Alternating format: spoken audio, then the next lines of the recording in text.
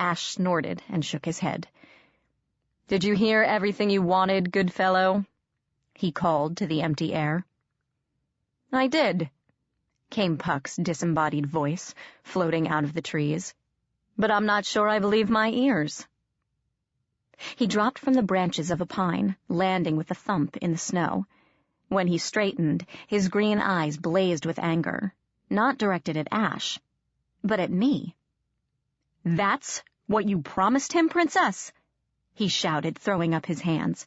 "That was your bargain. You would offer yourself to the Unseelie court?" He turned and punched a tree, sending twigs and icicles to the ground. "Of all the stupid ideas!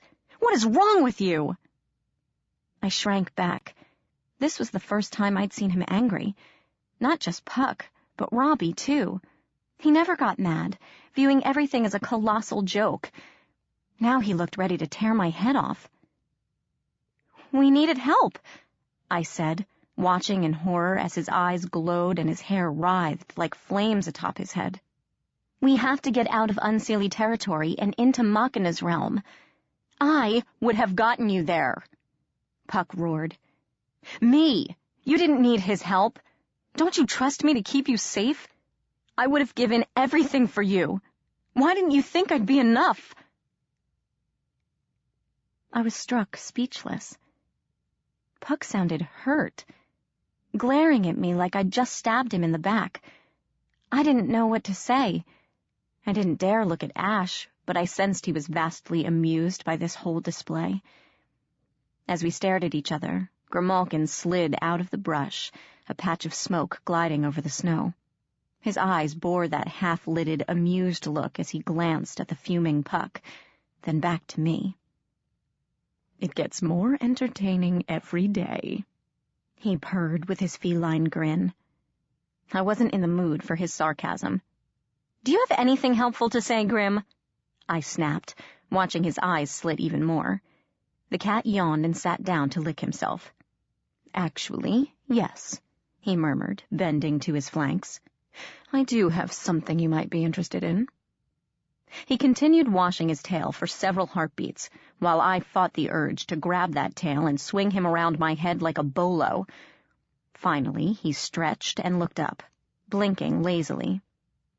"I believe," he purred, stretching it out, "I have found the trod you are looking for."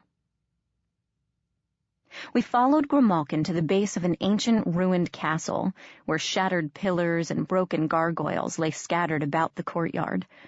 Bones littered the area as well, poking up through the snow, making me nervous. Puck trailed behind, not speaking to any of us, wrapped in angry silence.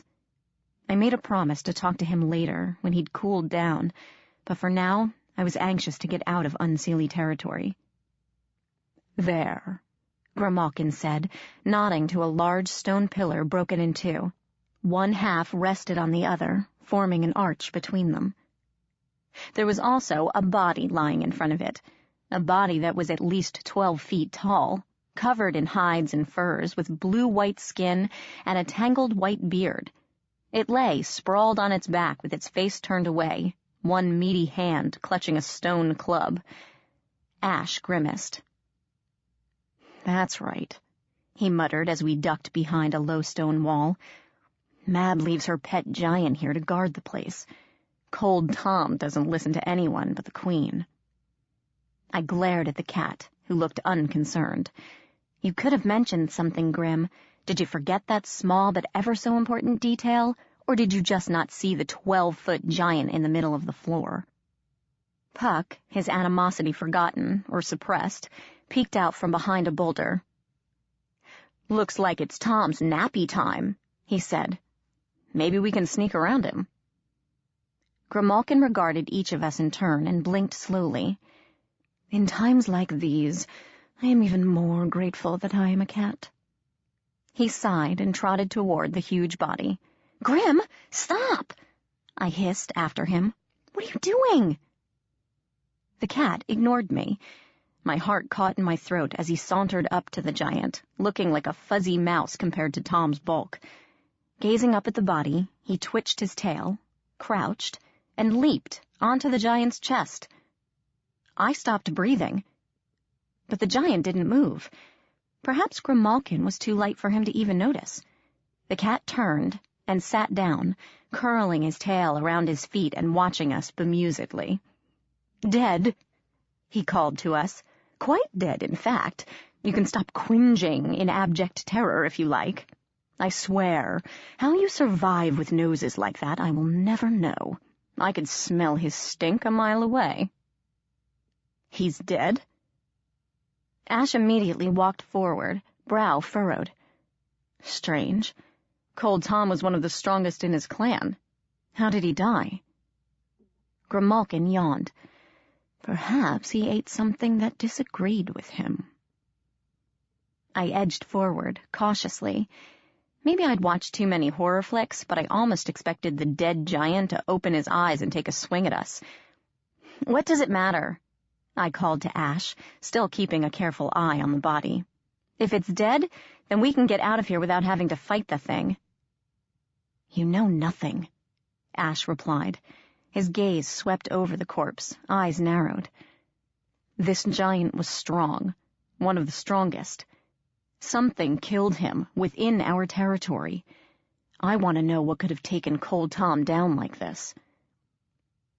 I was close to the giant's head now, close enough to see the blank, bulging eyes, the gray tongue lolling partway out of his mouth. Blue veins stood out around his eye sockets and in his neck. Whatever killed him, it wasn't quick. Then a metal spider crawled out of his mouth. I screamed and leaped back. Puck and Ash rushed to my side as the huge arachnid skittered away, over Tom's face and up a wall. Ash drew his sword, but Puck gave a shout and hurled a rock at it. The stone hit the spider dead on. With a flash of sparks, the bug plummeted to the ground, landing with a metallic clink on the flagstones. We approached cautiously, Ash with his sword drawn, Puck with a good-sized rock. But the insect thing lay broken and motionless on the ground, almost smashed in two. Up close, it looked less spidery and more like those face-hugger things from Aliens, except it was made of metal. Gingerly, I picked it up by its whip-like tail. "What is that?" Ash muttered. For once, the unflappable face sounded almost terrified. "Another of Machina's Iron Fey?" Something clicked in my head. "It's a bug," I whispered. The boys gave me puzzled frowns, and I plunged on. "Iron horse, gremlins, bugs. It's starting to make sense to me now." I whirled on Puck, who blinked and stepped back.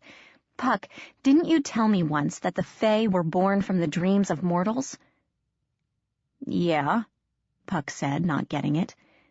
"Well, what if these things," I jiggled the metal insect, "are born from different dreams, dreams of technology and progress, dreams of science? What if the pursuit of ideas that once seemed impossible, flight, steam engines, the World Wide Web, gave birth to a whole different species of faerie? Mankind has made huge leaps in technology over the past 100 years, and with each success, we've kept reaching, dreaming for more. These Iron Fey could be the result." Puck blanched, and Ash looked incredibly disturbed. "If that's true," he murmured, his gray eyes darkening like thunderclouds, "then all Fey could be in danger, not just the Seelie and Unseelie courts. The Never-Never itself would be affected, the entire Fey world." Puck nodded, looking more serious than I'd ever seen. "This is a war," he said, locking gazes with Ash. "If the Iron King is killing the guardians of the Trods, he must be planning to invade. We have to find Machina and destroy him. Perhaps he's the heart of these Iron Fey. If we kill him, his followers could scatter." "I agree." Ash sheathed his sword, giving the bug a revolted look. "We will bring Meghan to the Iron Court and rescue her brother by killing the ruler of the Iron Fey." "Bravo!" said Grimalkin, peering down from Cold Tom's chest. "The Winter Prince and Oberon's Jester agreeing on something. The world must be ending." We all glared at him. The cat sneezed a laugh and hopped down from the body, gazing up at the bug in my hand. He wrinkled his nose. "Interesting," he mused. "That thing stinks of iron and steel, and yet it does not burn you. I suppose being half-human has its perks after all." "What do you mean?" I asked. Toss it to Ash, would you?" "No." Ash stepped back, his hand going to his sword. Grimalkin smiled. "You see, even the mighty Winter Prince cannot stand the touch of iron. You, on the other hand, can handle it with no ill effects. Now do you see why the courts are scrambling to find you? Think of what Mab could do if she had you under her control." I dropped the bug with a shudder. "Is that why Mab wants me?" I asked Ash, who still stood a few feet away. "As a weapon?" "Ridiculous, isn't it?" Grimalkin purred. "She could not even use glamour. She would be a horrible assassin." "I don't know why Mab wants you," Ash said, slowly meeting my eyes. "I don't question the orders of my queen. I only obey." "It doesn't matter now," Puck broke in, stabbing a glare at the Winter Prince. "First we have to find Machina and take him out. Then we'll decide matters from there." His voice hinted that the matters he spoke of would be decided with a fight. Ash looked like he wanted to say something else, but he nodded. Grimalkin yawned noisily and trotted toward the gate. "Human, do not leave the bug here when we leave," he called out, looking back. "It might corrupt the land around it. You can dump it in your world, and it will not make any difference." Tail waving, he trotted beneath the pillar and disappeared. Pinching the bug between thumb and forefinger, I stuffed it into my backpack. With Ash and Puck flanking me like wary guard dogs, I stepped under the pillars, and everything went white. As the brightness faded, I gazed around, first in confusion, then in horror. I stood in the middle of an open mouth, with blunt teeth lining either side and a red tongue below my feet. I squawked in terror and leaped out, tripping over the bottom lip and sprawling flat on my stomach. Twisting around, I saw Ash and Puck step through the gaping maw of a cartoonish blue whale. Sitting atop the whale statue, smiling and pointing off in the distance, was Pinocchio, his wooden features frozen in plaster and fiberglass. "Excuse me, lady." A little girl in pink overalls stepped over me to rush into the whale's mouth, followed by her two friends. Ash and Puck stepped aside, and the kids paid them no attention as they screamed and cavorted inside the whale's jaws. "Interesting place," Puck mused as he pulled me to my feet. I didn't answer, too busy gaping at our surroundings. It seemed we had stepped into the middle of a fantasy land. A giant pink shoe sat a few yards away, and a bright blue castle lay beyond, with kids swarming over both of them. Between park benches and shady trees, a pirate ship hosted a mob of miniature swashbucklers, and a magnificent green dragon reared on its hind legs, breathing plastic fire. The flame shooting from its mouth was an actual slide. I watched a small boy clamber up the steps of the dragon's back and zip down the slide, hollering with delight, and smiled sadly. Ethan would love this place, I thought, watching the boy dart off toward a pumpkin coach. Maybe when this is all over, I'll bring him here. "Let us go," Grimalkin said, leaping onto a giant pink mushroom. The cat's tail bristled, and his eyes darted about. "The oracle is not far, but we should hurry." "Why so nervous, Grim?" Puck drawled, gazing around the park. "I think we should stay for a bit, soak up the atmosphere." He grinned and waved at a small girl peeking at him from behind a cottage, and she ducked out of sight. "Too many kids here," Grimalkin said, glancing nervously over his shoulder. "Too much imagination. They can see us, you know, as we really are, and unlike the hob over there, I do not relish the attention." I followed his gaze and saw a short fairy playing on the shoe with several children. He had curly brown hair, a battered trench coat, and furry ears poking from the sides of his head. He laughed and chased the kids around him, and the parents sitting on the benches didn't seem to notice. A boy of about 3 saw us and approached, his eyes on Grimalkin. "Kitty, kitty," he crooned, holding out both hands. Grimalkin flattened his ears and hissed, baring his teeth, and the boy recoiled. "Beat it, kid," he spat, and the boy burst into tears, running toward a couple on a bench. They frowned at their son's wailing about a mean kitty and glanced up at us. "Right, time to go," Puck said, striding away. We followed, with Grimalkin taking the lead. We left Storyland, as it was called on a sign by the exit, through a gate guarded by Humpty Dumpty and Little Bo Peep, and walked through a park filled with truly giant oak trees draped in moss and vines. I caught faces peering at us from the trunks, women with beady black eyes. Puck blew kisses at a few of them, and Ash bowed his head respectfully as we passed.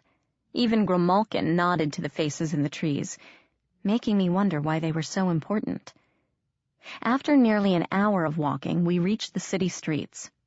I paused and gazed around, wishing we had more time to explore.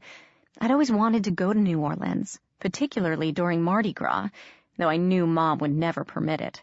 Even now, New Orleans pulsed with life and activity. Rustic shops and buildings lined the street, many stacked 2 or 3 stories atop one another, with railings and verandas overlooking the sidewalk.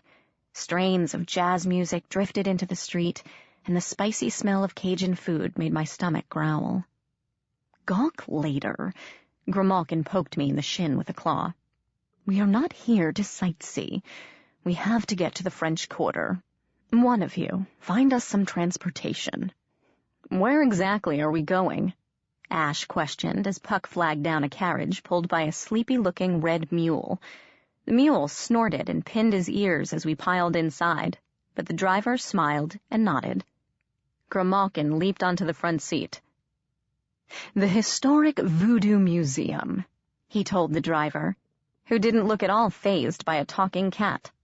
"And step on it." Voodoo Museum. I wasn't sure what to expect when the carriage pulled up to a shabby-looking building in the French Quarter.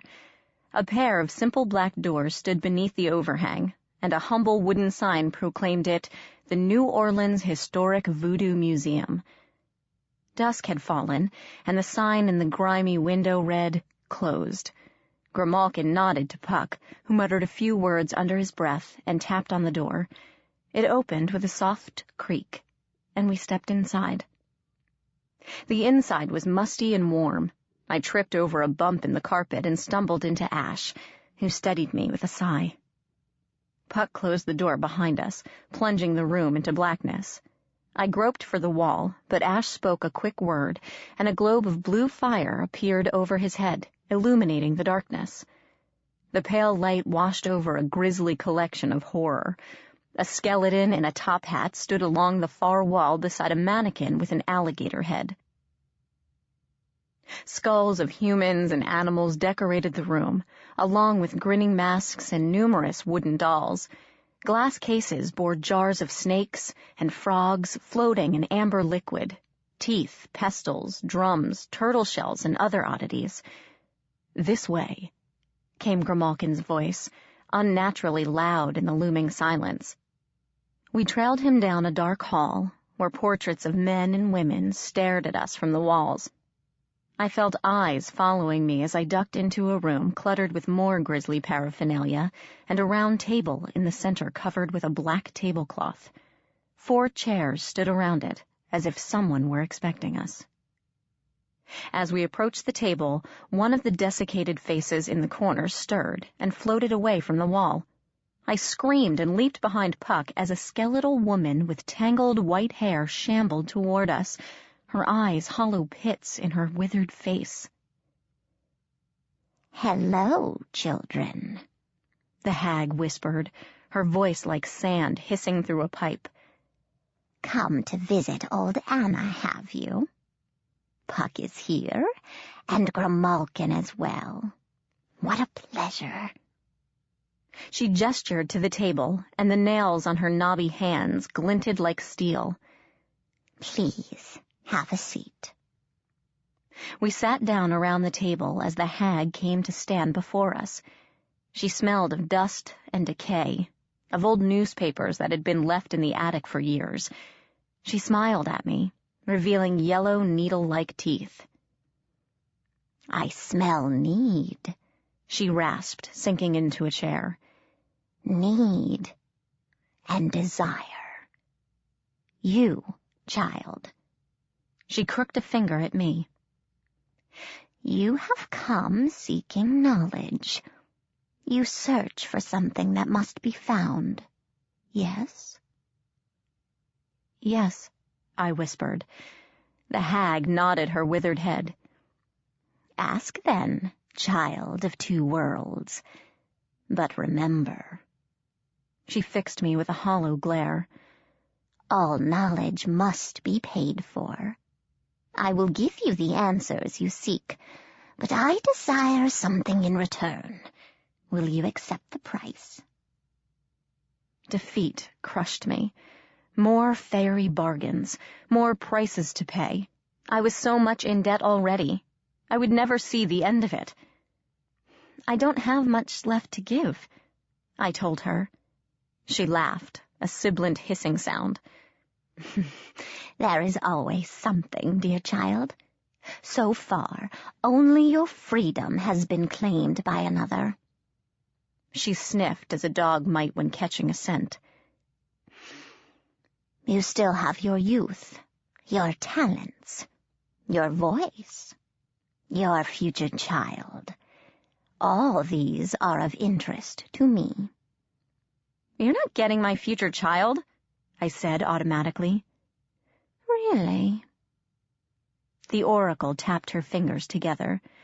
You will not give it up, even though it will bring you nothing but grief. Enough. Ash's strong voice broke through the darkness. We're not here to debate the what-ifs of the future. Name your price, Oracle, and let the girl decide if she wants to pay it. The oracle sniffed and settled back.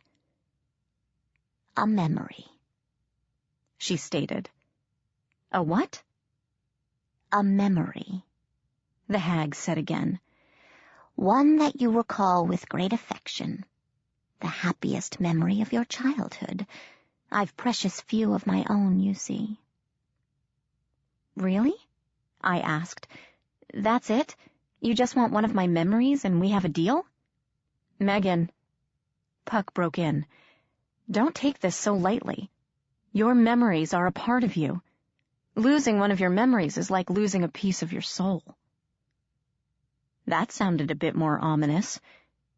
Still, I thought, one memory is a lot easier to pay than my voice or my firstborn child, and it's not like I'll miss it, especially if I can't remember.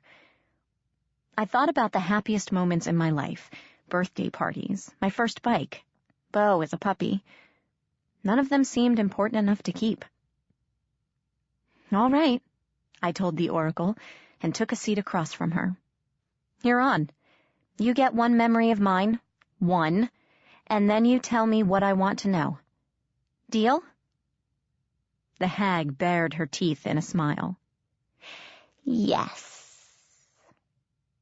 She rose up over the table, framing my face with both her claws. I shivered and closed my eyes as her nails gently scratched my cheeks. This might feel a bit unpleasant, the oracle hissed, and I gasped as she sank her claws into my mind, ripping it open like a paper sack. I felt her shuffling through my head, sorting through memories like photographs, examining them before tossing them aside. Discarded images fluttered around me. Memories, emotions, and old wounds rose up again, fresh and painful. I wanted to pull back, to make it stop, but I couldn't move. Finally, the oracle paused, reaching toward a bright spot of happiness. And in horror, I saw what she was going for. No, I wanted to scream. No, not that one. Leave it alone, please. Yes, the oracle hissed, sinking her claws into the memory. I will take this one. Now it is mine. There was a ripping sensation and a bolt of pain through my head. I stiffened, my jaw locking around a shriek, and I slumped in my chair, feeling like my head had been split open. I sat up, wincing at the throbbing in my skull. The Oracle watched me over the tablecloth, a pleased smile on her face. Puck was murmuring something that I couldn't make out, and Ash regarded me with a look of pity. I felt tired, drained, and empty for some reason, like there was a gaping hole deep inside me. Hesitantly, I probed my memories, wondering which one the Oracle took. After a moment, I realized how absurd that was. "It is done," the Oracle murmured. She lay her hands, palms up, on the table between us. "And now I will uphold my end of the bargain. Place your hands in mine, child, and ask." Swallowing my revulsion, I put my palms gently over hers, shivering as those long nails curled around my fingers. The hag closed her pitted eyes. 3 questions, she rasped, her voice seeming to come from a great distance away. "That is the standard bargain. 3 questions will I answer, and I am done. Choose wisely." I took a deep breath, glanced at Puck and Ash, and whispered, "Where can I find my brother?" Silence for a moment. The hag's eyes opened, and I jumped. They were no longer hollow, but burned with flame, as black and depthless as the void. Her mouth opened, stretching impossibly wide, as she breathed, "Within the Iron Mountain, a stolen child waits. A king no longer on his throne shall guide you past the gates." "Oh, fabulous," Puck muttered, sitting back in his chair and rolling his eyes. "I love riddles, and they rhyme so nicely. Ask her where we can find the Iron King." I nodded. "Where is Machina, the Iron King?" The Oracle sighed, voices erupting from her throat to whisper, "In Blythe's heart a tower sings, upon whose thrones sit Iron Kings." "Blight," Puck nodded, arching his eyebrows. "And singing towers. Well, this gets better and better. I'm sure glad we decided to come here. Prince, can you think of anything you want to ask our most obliging Oracle?" Ash, deep in thought, with his chin in his hands, raised his head, eyes narrowed. "Ask her how we can kill him," he demanded. I squirmed, uncomfortable with the thought of having to kill. I only wanted to rescue Ethan.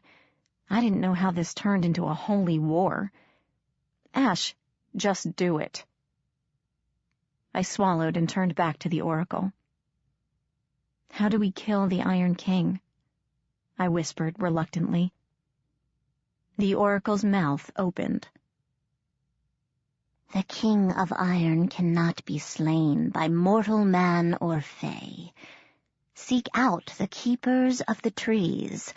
Their hearts will show the way." No sooner were the last words out of her mouth than the Oracle collapsed on the table. For a moment she lay there, a desiccated old woman, and then she just disintegrated. Dust flew everywhere, stinging my eyes and throat. I turned away, coughing and hacking, and when I could breathe again, the Oracle was gone. Only a few floating dust motes showed she had been there at all. "I believe," Grimalkin said, peering over the table rim, "that our audience is over." "So where to now?" I asked as we left the Voodoo Museum, stepping into the dimly lit streets of the French Quarter. The Oracle didn't give us much to go on. "On the contrary," Grimalkin said, looking back at me, "she gave us a great deal. 1, we know your brother is with Machina. That was a given, but confirmation is always beneficial. 2, We know Machina is supposedly invincible, and his lair is in the middle of a blighted land. And, most important, 3. We know there is someone who knows how to kill him. Yeah, but who? I rubbed a hand over my eyes. I was so tired. Tired of searching, tired of running in circles with no answers to anything. I wanted it all to end. Really, human, were you not listening? Grimalkin sighed, exasperated again, but I didn't care. It was not even much of a riddle, really. What about you two? He asked, looking to the boys. Did our mighty protectors glean any bits of knowledge, or was I the only one paying attention? Ash didn't reply, too busy staring down the street. Eyes narrowed. Puck shrugged. Seek out the keepers of the trees, he muttered. That's easy enough. I assume we should go back to the park. Very good fellow. I try. I am so lost, I groaned, sitting down on the curb. Why are we going back to the park? We just came from there. There are other trees in New Orleans. Because, Princess. Explain later. Ash appeared beside me. His voice was low and harsh. We need to go. Now. Why? I asked just as the street lamps, and every artificial light on the block, sputtered and went out. Fairy lights glowed overhead as both Ash and Puck called them into existence. Footsteps echoed in the shadows, getting closer, coming from all directions. Grimalkin muttered something and disappeared. Puck and Ash stepped back to flank me, their eyes scanning the darkness. Beyond the ring of light, dark shapes shuffled toward us. As they came into the light, the fairy fire washed over the faces of humans. Normal men and women, their features blank as they lurched forward. Most of them carried weapons, iron pipes and metal baseball bats and knives. Every zombie movie I'd ever seen sprang to mind, and I pressed close to Ash, feeling the muscles coil under his skin. Humans, Ash muttered, his hand dropping to his sword. What are they doing? They shouldn't be able to see us.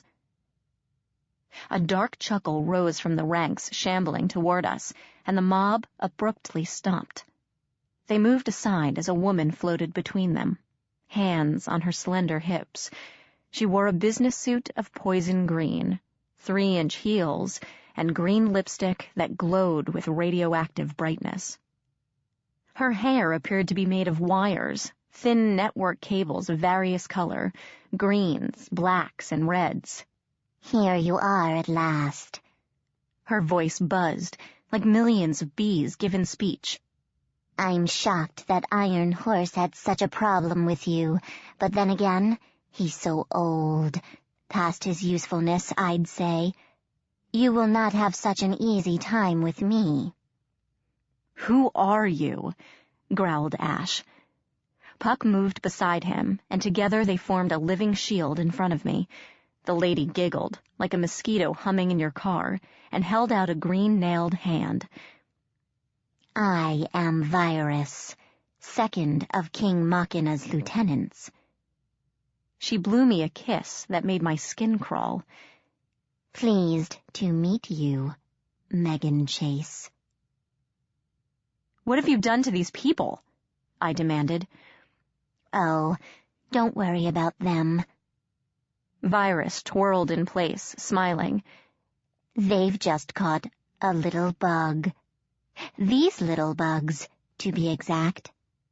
She held up her hand, and a tiny insect swarm flew out of her sleeve to hover over her palm, like sparkling silver dust. Cute little things, aren't they? Quite harmless, but they allow me to get inside a brain and rewrite its programming. Allow me to demonstrate. She gestured to the nearest human, and the man dropped to all fours and started to bark. Virus tittered, clapping her hands. See? Now he thinks he's a dog. Brilliant, Puck said. Can you make him crow like a rooster, too? Ash and I glared at him. He blinked. What? I started, a memory dropping into place, and spun back on Virus. You're the one who set the Chimera loose on Elysium. Why, yes, that was my work. Virus looked pleased, though her face fell a moment later. Although, as an experiment, it didn't quite work out as I'd hoped. The normal Fae don't react well to bugs. That whole aversion to iron thing, you know? It drove the stupid beast mad, and probably would have killed it if it hadn't been sliced to pieces. Mortals, though. She pirouetted in the air, flinging out her arms as if to embrace the crowd. They make wonderful drones, so devoted to their computers and technology. They were slaves to it long before I came along. Let them go, I told her. Virus regarded me with glittering green eyes. I don't think so, dearie. She snapped her fingers, and the mob shambled forward again, arms reaching. Bring me the girl, she ordered as the circle tightened around us. Kill the rest. Ash drew his sword. No, I cried, grabbing his arm. Don't hurt them. They're just ordinary humans. They don't know what they're doing. Ash shot me a wild glare over his shoulder. Then what do you want me to do? I suggest we run, Puck offered, taking something from his pocket. He tossed it at the crowd, and it exploded into a log, pinning 2 startled zombie men to the ground, creating a hole in the ring surrounding us. Let's go, Puck yelled, and we didn't need encouraging. We leaped over the thrashing bodies, dodging the pipes they swung at us, and tore down the street. Chapter 19. The Dryad of City Park. Pounding footsteps told us we were being followed. A twirling pipe flew over my shoulder, smashing the window of a shop. I yelped and almost fell, but Ash grabbed my hand and hauled me upright. This is ridiculous, I heard him growl, pulling me along. Running from a mob, a human mob. I could take them out with one sweep of my hand. Perhaps you didn't see the copious amounts of iron they're carrying, Puck said, wincing as a knife hurled past him, skidding into the street. Of course, if you want to make a suicide stand, I certainly won't stop you, though I'd be disappointed you wouldn't be there for our last duel. Scared, good fellow? In your dreams, princeling. I couldn't believe they were bantering while we were running for our lives. I wanted to tell them to knock it off when a pipe hurled through the air, striking Puck in the shoulder. He gasped and staggered, barely catching himself in time, and I cried out in fear. Buzzing laughter echoed behind us. I turned my head to see Virus floating above the crowd, her bugs swirling around her like a diamond blizzard. You can run, little fairy boys, but you can't hide, she called. There are humans everywhere, and all can be my puppets. If you stop now and hand over the girl, I'll even let you choose how you want to die. Ash snarled. Pushing me on, he spun and hurled a spray of ice shards at the woman overhead. She gasped, and a zombie leaped into the air to block the attack, the shards tearing through his chest. He collapsed, twitching, and Virus hissed like a furious wasp. "How nice going, Prince," Puck called as the zombies lurched forward with angry cries. "Way to piss her off." "You killed him." I stared at Ash, horrified. "You just killed a person, and it wasn't even his fault." "There are casualties in every war," Ash replied coldly, pulling me around the corner. "He would have killed us if he could. One less soldier to worry about." "This isn't a war," I screamed at him. "And it's different when the humans don't even know what's happening. They're only after us because some crazy fairy is screwing with their heads." Either way, we'd still be dead. "No more killing," I snarled, wishing we could stop so I could look at him straight. Do you hear me, Ash? Find another way to stop them. You don't have to kill. He glared at me out of the corner of his eye, then sighed with irritation. As you wish, Princess, though you might regret it before the night is out. We burst into a brightly lit square with a marble fountain in the center. People wandered down the sidewalks, and I relaxed a bit. Surely, Virus wouldn't attack us here, in front of all these eyewitnesses. Fairies could blend in or go invisible, but humans, especially mobs of humans, had no such power. Ash slowed, catching my hand and drawing me beside him. Walk, he murmured, tugging my arm to slow me down. Don't run. It'll attract their attention. The crowd chasing us broke apart at the edge of the street, wandering around as if they had always meant to do so. My heart pounded, but I forced myself to walk, holding on to Ash's hand as if we were out for a stroll. Virus floated into the square, her bugs swarming out in all directions, and my nervousness increased. I spotted a policeman leaning beside his squad car and broke away from Ash, sprinting up to him. Virus's laughter cut through the night. I see you, she called, just as I reached the officer. Excuse me, sir, I gasped as the policeman turned to me. Could you help me? There's a gang chasing... I stumbled back in horror. The officer regarded me blankly, his jaw hanging slack, his eyes empty of reason. He lunged and grabbed my arm, and I yelped, kicking him in the shin. It didn't faze him, and he grabbed my other wrist. The pedestrians in the square lurched toward us with renewed vigor. I snarled a curse and lashed out at the policeman, driving my knee into his groin. He winced and struck me across the face, making my head spin. The mob closed in, clawing at my hair and clothes. And Ash was there, smashing his hilt into the policeman's jaw, knocking him back. Puck grabbed me and leaped over the police car, dragging me over the hood. We broke free of the mob and ran, Virus's laughter following us into the street. There!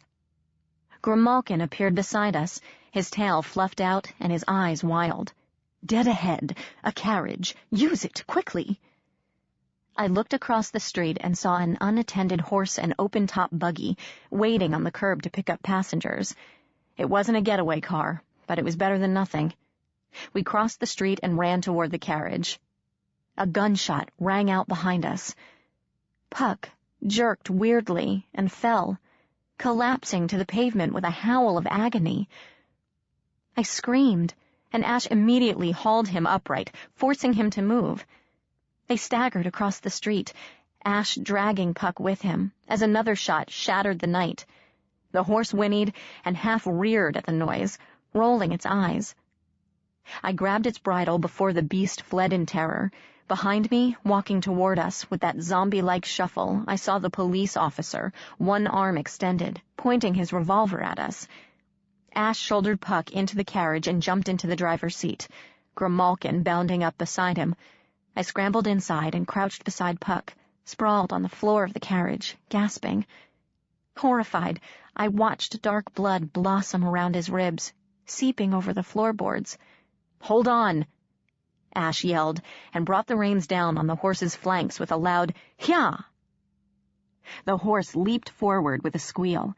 We galloped through a red light, barely dodging a honking taxi. Cars blared, people shouted and cursed, and the sounds of pursuit faded behind us. "Ash!" I cried a few minutes later. "Puck's not moving!" Preoccupied with driving the carriage, Ash barely looked back. But Grimalkin leaped to the floor and trotted up to the body. Puck's face was the color of eggshells, his skin cool and clammy. I tried to staunch the bleeding using a sleeve of his hoodie, but there was so much blood. My best friend was dying, and I couldn't do anything to help. "He needs a doctor," I called up to Ash. "We need to find a hospital." "No," Grimalkin interrupted. "Think human. No fairy would survive a hospital. With all those sharp metal instruments, it would be dead before the night was out." "Then what can we do?" I cried on the verge of hysteria. Grimalkin jumped up beside Ash again. "The park," he said calmly. "We take him to the park. The Dryad should be able to help him." "Should? What if they can't?" "Then, human, I would start praying for a miracle." Ash didn't stop at the edge of the park, but instead drove the carriage over the curb and into the grass beneath the trees. Worried for Puck, I didn't notice we'd stopped until the prince knelt beside me, swung Puck onto his shoulder, and dropped down. Numbly, I followed. We'd stopped under the boughs of 2 enormous oaks, their gnarled branches completely shutting out the night sky. Ash carried Puck beneath the twisted giants and eased him down to the grass. And we waited. 2 figures stepped out of the tree trunks, materializing into view. They were both slender women, with moss-green hair and skin like polished mahogany. Beetle-black eyes peered out as the Dryads stepped forward, the smell of fresh earth and bark thick in the air. Grimalkin and Ash nodded respectfully, but I was too worried to catch the movement in time. "We know why you have come," one Dryad said, her voice the sigh of wind through the leaves. "The breeze carries whispers to us, news of faraway places. We know of your plight with the Iron King. We have been waiting for you, child of 2 worlds." "Please," I asked, stepping forward, "can you help Puck? He was shot on the way here. I'll bargain with you, give you anything you want, if you can save him." Out of the corner of my eye, I saw Ash shoot me a dark glare, but I ignored it. "We will not bargain with you, child," the second Dryad murmured, and I felt a sinking despair. "It is not our way. We are not like the she or the cat she, seeking endless ways to empower themselves. We simply are." "As a favor, then," I pleaded, refusing to give up. "Please, he'll die if you don't help him." "Death is a part of life." The Dryad regarded me with pitiless black eyes. "All things fade eventually, even one as long-lived as Puck. People will forget his stories, forget he ever was, and he will cease to be. It is the way of things." I fought the urge to scream. The Dryads wouldn't help. They'd just doomed Puck to die.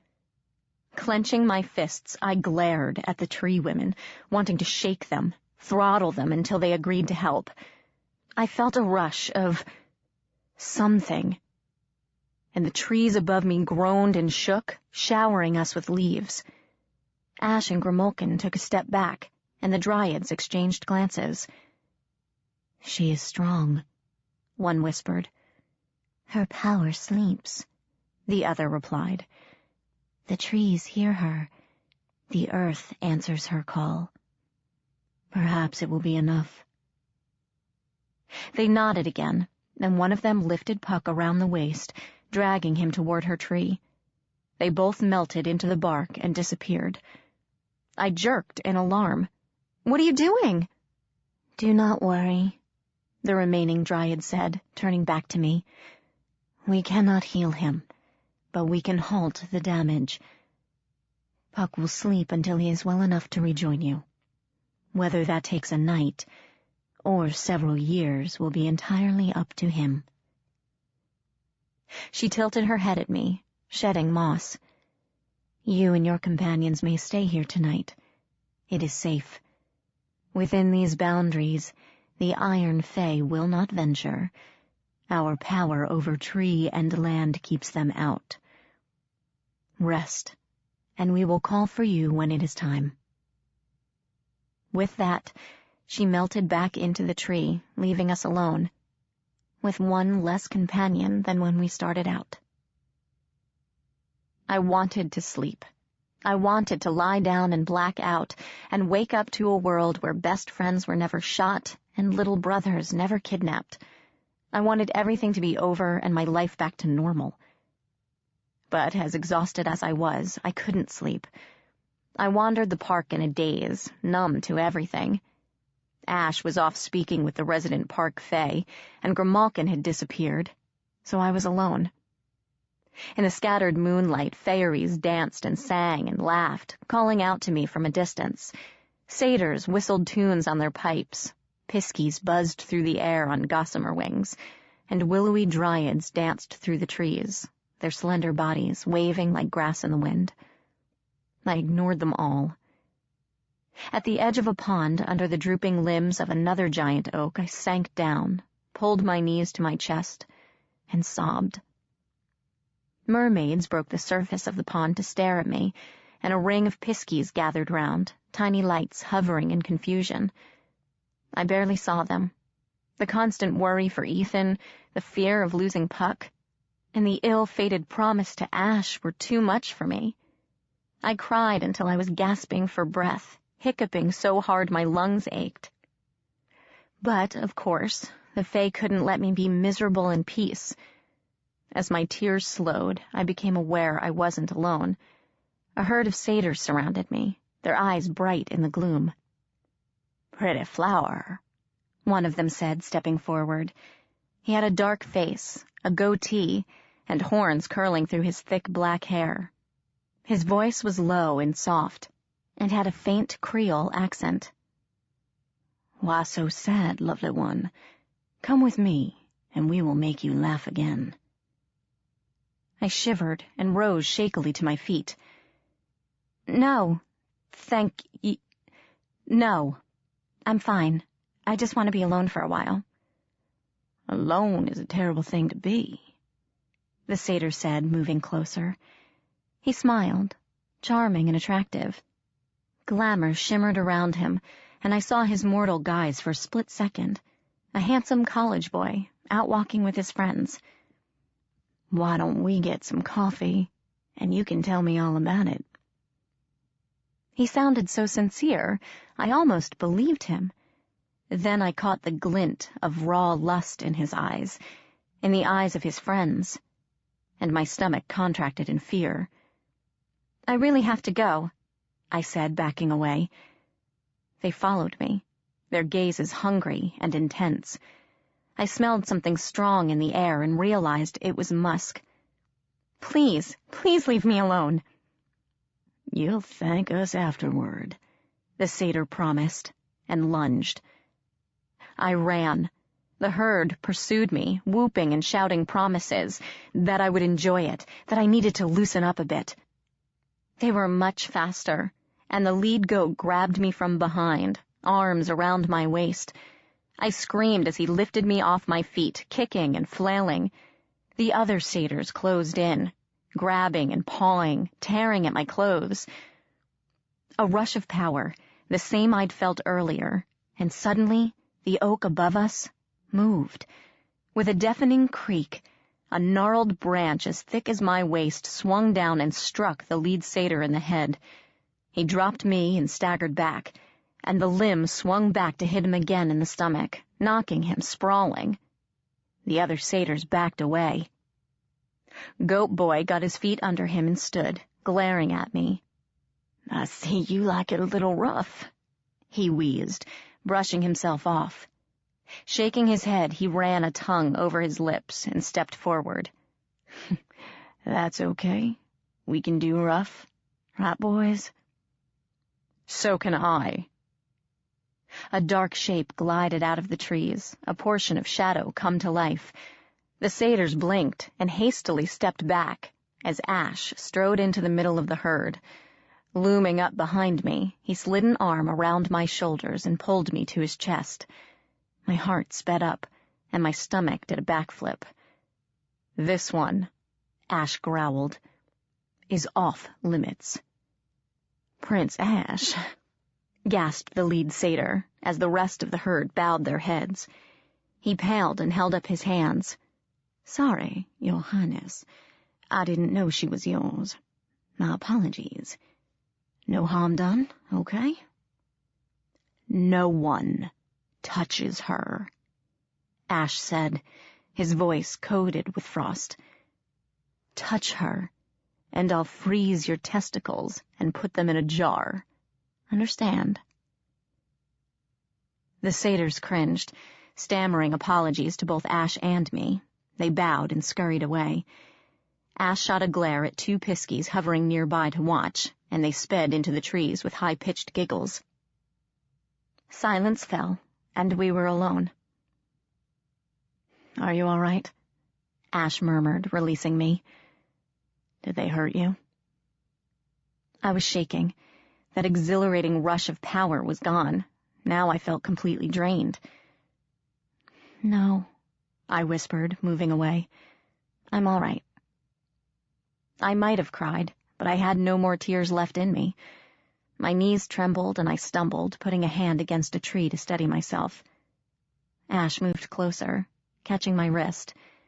He gently pulled me to him and wrapped his arms around me, holding me tight. I was startled, but only for a moment.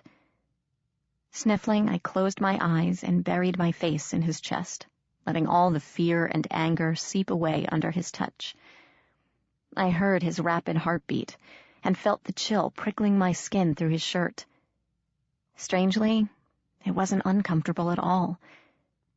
We stood like that for a long moment.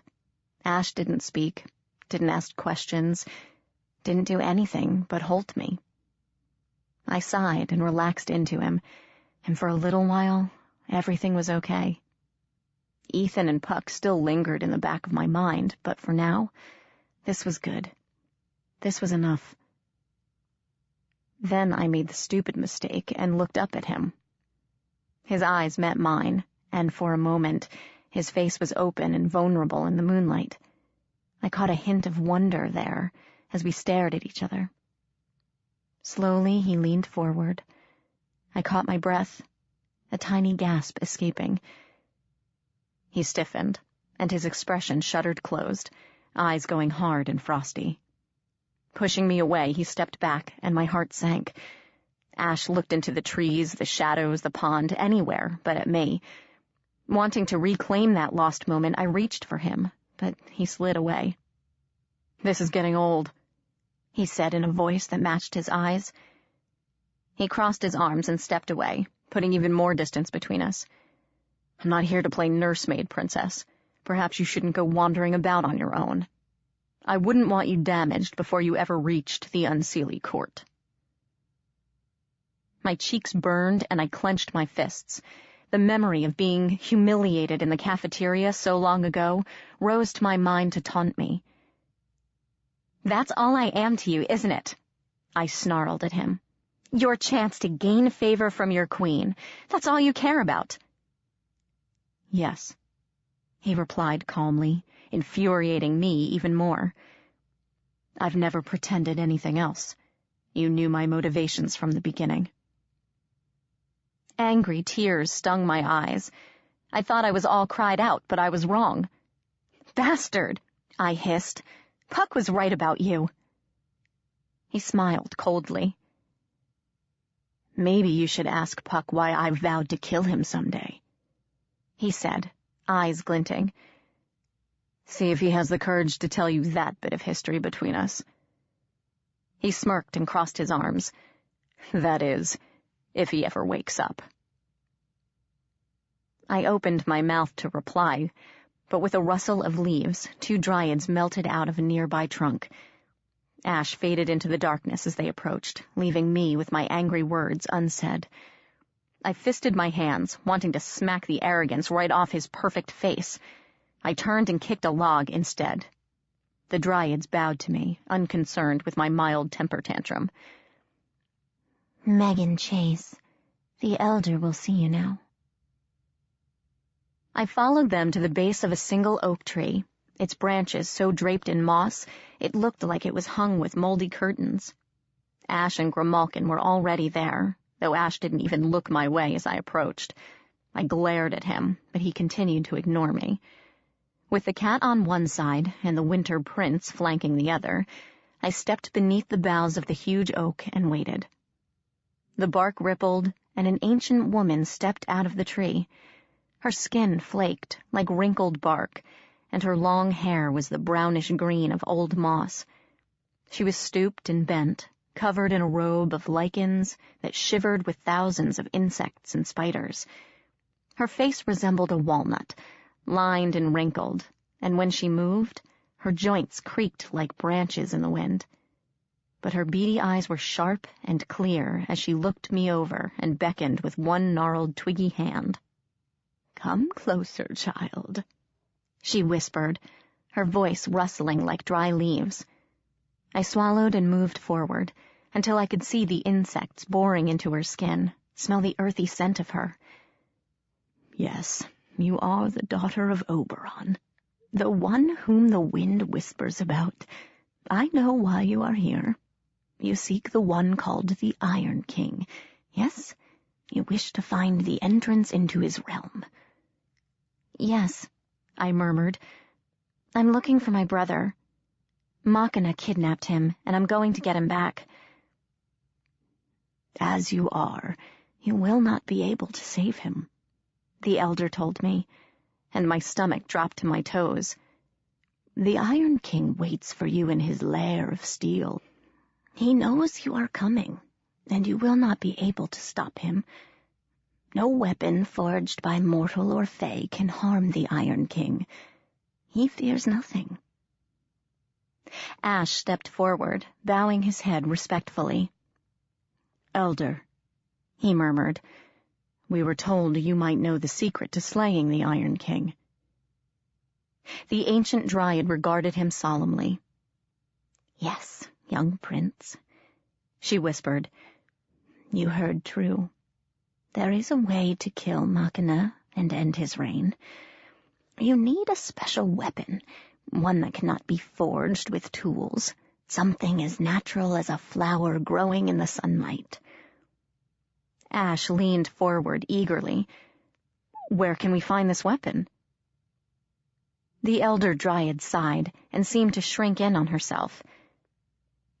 "Here," she murmured, looking back at the great oak, her voice tinged with sadness.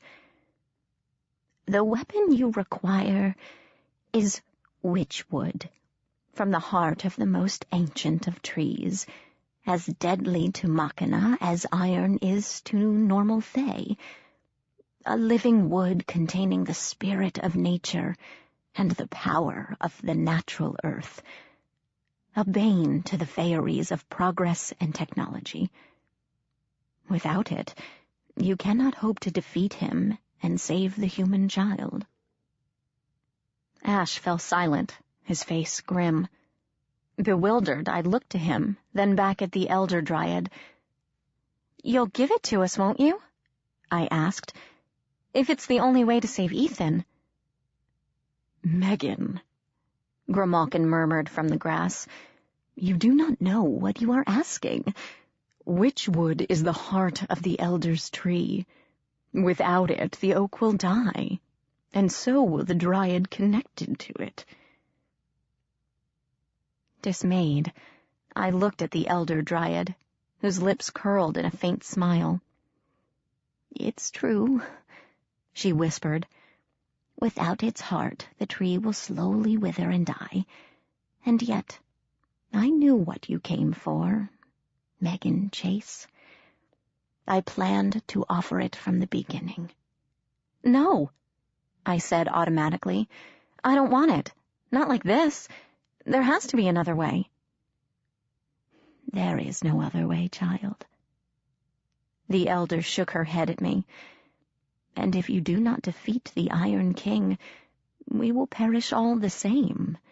His influence grows.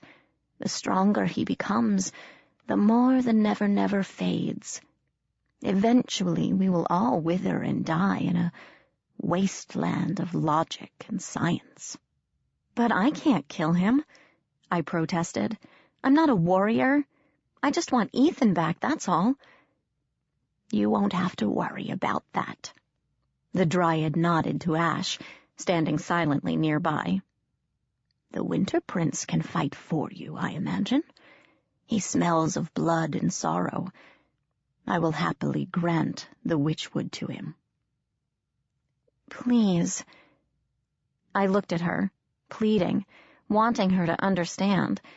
Puck had already possibly given his life for my quest. I didn't want another's death on my hands. I don't want to do this. It's too much. You shouldn't have to die for me. I give my life for all Fey. The Dryad replied solemnly. You will simply be my instrument of salvation.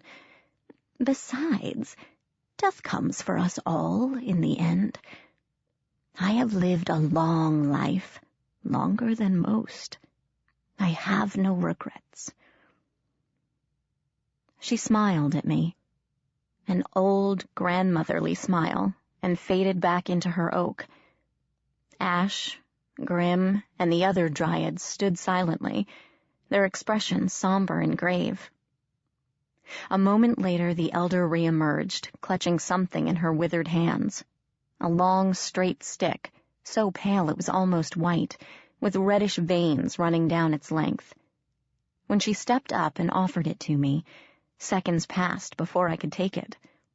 It was warm and smooth in my hands, pulsing with life of its own, and I almost hurled it away. The elder placed a withered, knobby hand on my arm. One more thing, child, she added as I struggled with holding the living wood. You are powerful, much more than you realize. Oberon's blood flows through your veins, and the Never-Never itself responds to your whims. Your talent still sleeps within you, but it's beginning to stir. How you use it will shape the future of the courts, the Fae, your own destiny, everything.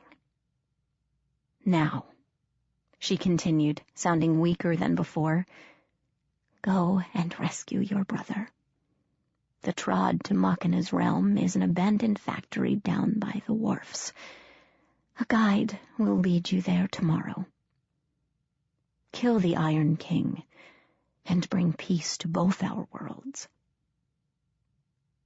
What if I can't? I whispered. What if the Iron King truly is invincible?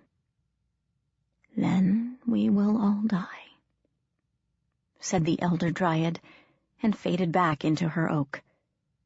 The other Dryads left, leaving me alone with a cat, a prince, and a stick.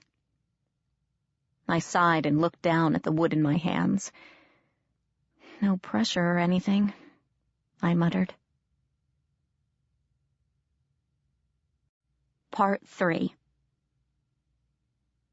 Chapter 20. Iron Dragons and Pack Rats. We left at dawn, time enough for me to catch maybe 2 hours of sleep on the lumpy ground and say my last goodbyes to Puck. He was still sleeping, deep within the tree, when I woke up in the still hours before sunrise. The Dryad attached to the oak told me he still lived, but she didn't have any idea when he would wake. I stood beside the oak for several minutes, my hand against the bark, trying to feel his heartbeat through the wood. I missed him. Ash and Grimalkin might be allies, but they were not friends. They wanted to use me for their own ends. Only Puck truly cared. And now he was gone. Meghan. Ash appeared behind me, his voice surprisingly gentle. We should go. We can't afford to wait for him. Not if it could be months before he wakes up. We don't have that time. I know. I pressed my palm into the bark, feeling the rough edges scrape my skin. Wake up quickly, I told him, wondering if he dreamed, if he could feel my touch through the tree. Wake up quickly and find me. I'll be waiting. I turned to Ash, who was dressed for battle, with his sword at his waist and a bow slung across his back. Looking at him made my skin tingle. Do you have it? I asked, to hide the burning in my cheeks. He nodded and held up a gleaming white arrow with red veins curling around it. He'd asked for the witchwood the previous night, claiming he could turn it into a suitable weapon, and I gave it to him without hesitation. Now I stared at the dart, feeling my apprehension grow. It seemed like such a small, fragile thing to take down the supposedly invincible king of the Iron Fey. Can I hold it? I asked, and Ash immediately placed the arrow in my palm, his fingers lingering on mine. The wood throbbed in my hand, a rhythmic pulse, like a heartbeat. I shuddered and held it out, waiting for him to take it back. "Hold on to it for me," Ash said softly, his gaze never leaving mine. "This is your quest. You decide when I'm supposed to use it." I blushed and opened my backpack, shoving the dart inside. The shaft of the arrow stuck out of the pack, and I closed the zippers around it, securing it in place before swinging the thing over my shoulders. The bag was heavier now. Last night, I'd raided a park fountain and scraped up enough change to buy food and bottled water for the rest of the journey. The clerk at the nearby gas station seemed a bit annoyed at having to count handfuls of dimes and quarters at 1 a.m, but I didn't want to start the final leg of our journey empty-handed. I hoped Ash and Grim liked beef jerky, trail mix, and Skittles. "You'll only get one shot," I murmured. Ash smiled without humor. "Then I'll have to make it count." He sounded so confident. I wondered if he was ever afraid, or had second thoughts about what he had to do. Holding a grudge seemed foolish now, since he was about to follow me into mortal danger. "Look, I'm sorry about last night," I offered. "I didn't mean to be a psycho. I was just worried about Ethan, and with Puck getting shot and everything—" "Don't worry about it, Meghan." I blinked, my stomach fluttering. That was the first time he'd called me by name. "Ash, I have been thinking," Grimalkin announced, leaping onto a rock. I glared and bit down a sigh, cursing his timing. The cat plowed on without notice. "Perhaps we should rethink our strategy," he said, looking at each of us. "It occurs to me that charging headlong into Machina's realm is a singularly bad idea." "What do you mean?" "Well," the cat sat down and licked his back toes. "Given that he keeps sending his officers after us, I would guess that he probably knows we are coming. Why did he kidnap your brother in the first place? He must have known you would come after him." "Overconfident?" I guessed. Grimalkin shook his head. "No. Something is missing. Or maybe we are just not seeing it. The Iron King would have no use for a child. Unless—" The cat looked up at us, narrowing his eyes. "I am leaving." "What? Why?" "I have a theory." Grimalkin stood, waving his tail.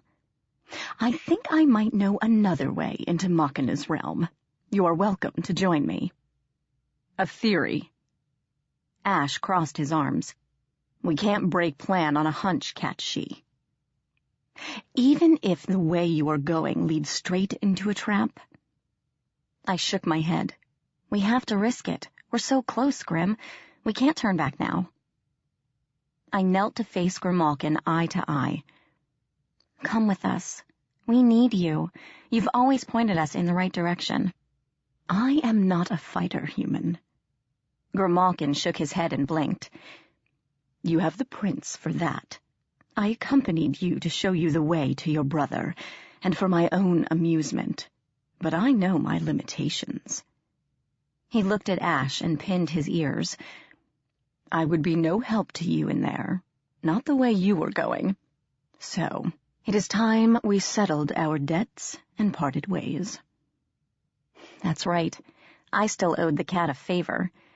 Uneasiness stirred. I hoped the cat wouldn't ask for my voice or my future kid. I still didn't know what went on in that devious little head of his. "Right," I sighed, trying to keep my voice from shaking. Ash moved to stand behind me, a quiet, confident presence. "A deal's a deal. What do you want, Grim?"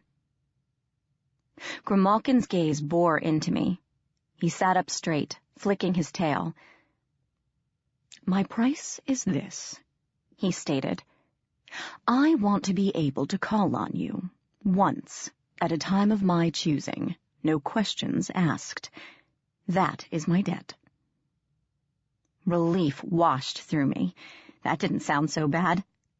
Ash, however, made a thoughtful noise and crossed his arms. "A summoning?"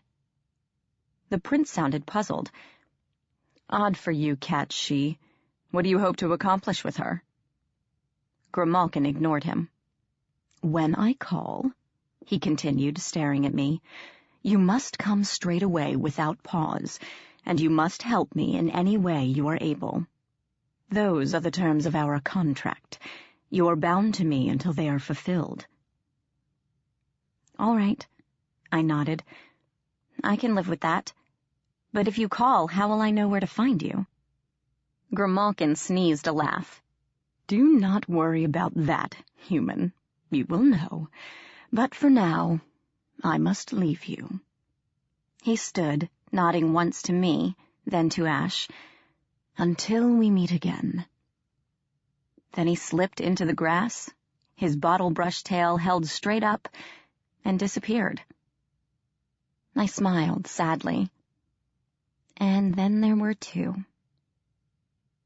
Ash moved closer and touched my arm, a brief, feather-light caress.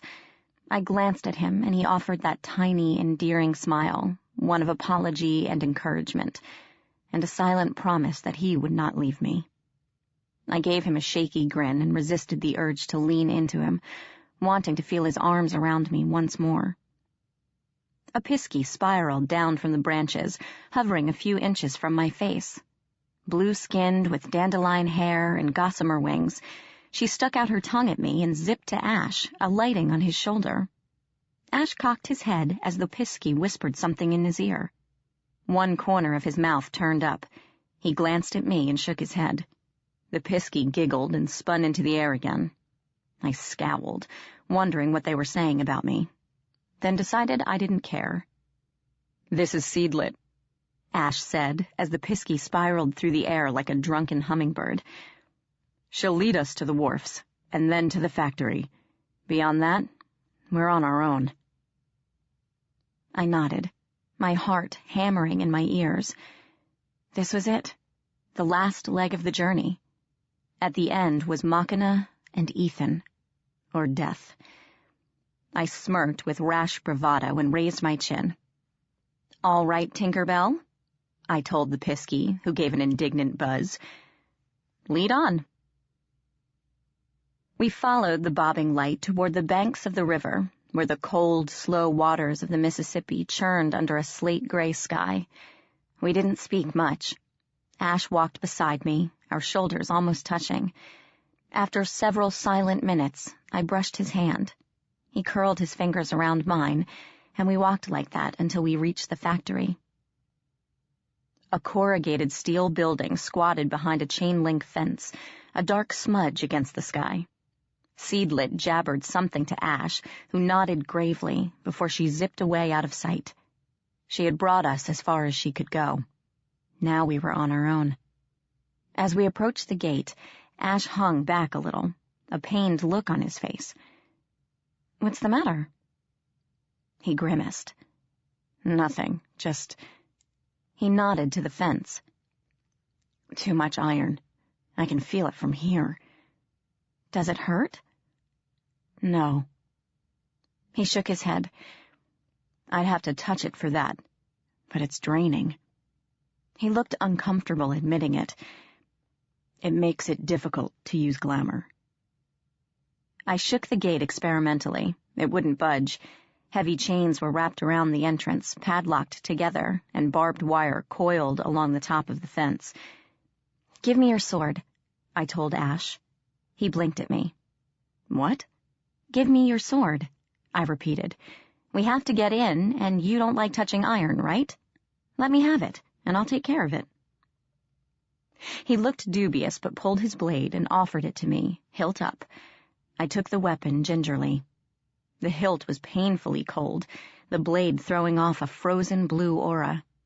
I raised it over my head and brought it slashing down on the chain binding the gate. The links snapped like they were made of glass, shattering with a metallic ringing sound. Pleased, I grabbed the chain to yank it free, but the metal burned like fire and I dropped it with a cry. Ash was beside me, reclaiming his sword as I shook my singed fingers, dancing about in pain. After sheathing the weapon, he snatched my flailing hand and turned it palm up. A line of red slashed across my fingers, numb and tingly to the touch. I thought I was immune to iron, I sniffed. Ash sighed. You are, he murmured, moving me away from the fence and its glamour-draining qualities. His expression teetered between amusement and exasperation. However, grabbing super-chilled metal is still very unpleasant for Summer Fey, no matter who you are. Oh. He shook his head, examining the wound again. It's not frostbitten, he muttered. It'll blister, but you should be fine. You might only lose a couple fingers. I glanced at him sharply, but he was smirking. For a moment, I was speechless. Good God, the Ice Prince was making jokes now? The world must be ending. That's not funny, I hissed, swatting at him with my other hand. He dodged easily, the amusement still on his face. You're a lot like her, he mused. So softly I barely heard him, and before I could say anything, he turned, drew his sword, and swept the chains off the gate. It swung open with a creak, and Ash scanned the compound warily. Stay close to me, he muttered, and we eased our way inside. Large mounds of scrap metal lay piled about the yard as we walked through, the sharp edges glinting in the faint rays of dawn. Ash winced each time we passed one, keeping a wary eye on it, as if it would leap up and attack him. Strange creatures scampered about the metal drifts, tiny men with rat-like features and naked tails. When they nibbled on a piece of metal, it rusted away under their teeth. They didn't bother us, though Ash shuddered whenever he saw one, and his hand never left his sword. The iron doors had more chains around them, but the ice blade cut through them easily. Stepping inside, I gazed around slowly, my eyes adjusting to the dim light. It looked like an ordinary warehouse, empty and dark, though I heard skittering noises in the corners. More mountains of scrap metal littered the gloom, some larger than I was tall. Where's the trod? I wondered, stepping farther inside. Metal grates covered the floor, pressing through my sneakers. Ash hesitated, hanging back in the doorway. Steam drifted over the ground, coiling around my legs. Against the far wall, I saw that one of the grates had been pried up, leaving a square, gaping hole. Smoke boiled out of the opening. There! I started toward the hole. From the doorway, Ash called for me to stop. Before my nerves could jangle a warning, a pile of scrap metal shifted. Then, with a screech that set my teeth on edge, the mound uncurled, sending sparks into the air as it dragged along the floor. From the jumbled mess, a long neck rose up, made of iron, wire, and broken glass. A reptilian head glared down at me, shards of metal bristling from its skull. Then the entire mound lurched up, shifting into a huge lizard of iron and steel, with curved metal talons and a jagged spiked tail. The dragon roared, a deafening metallic screech that made my eyes want to pop out of my skull.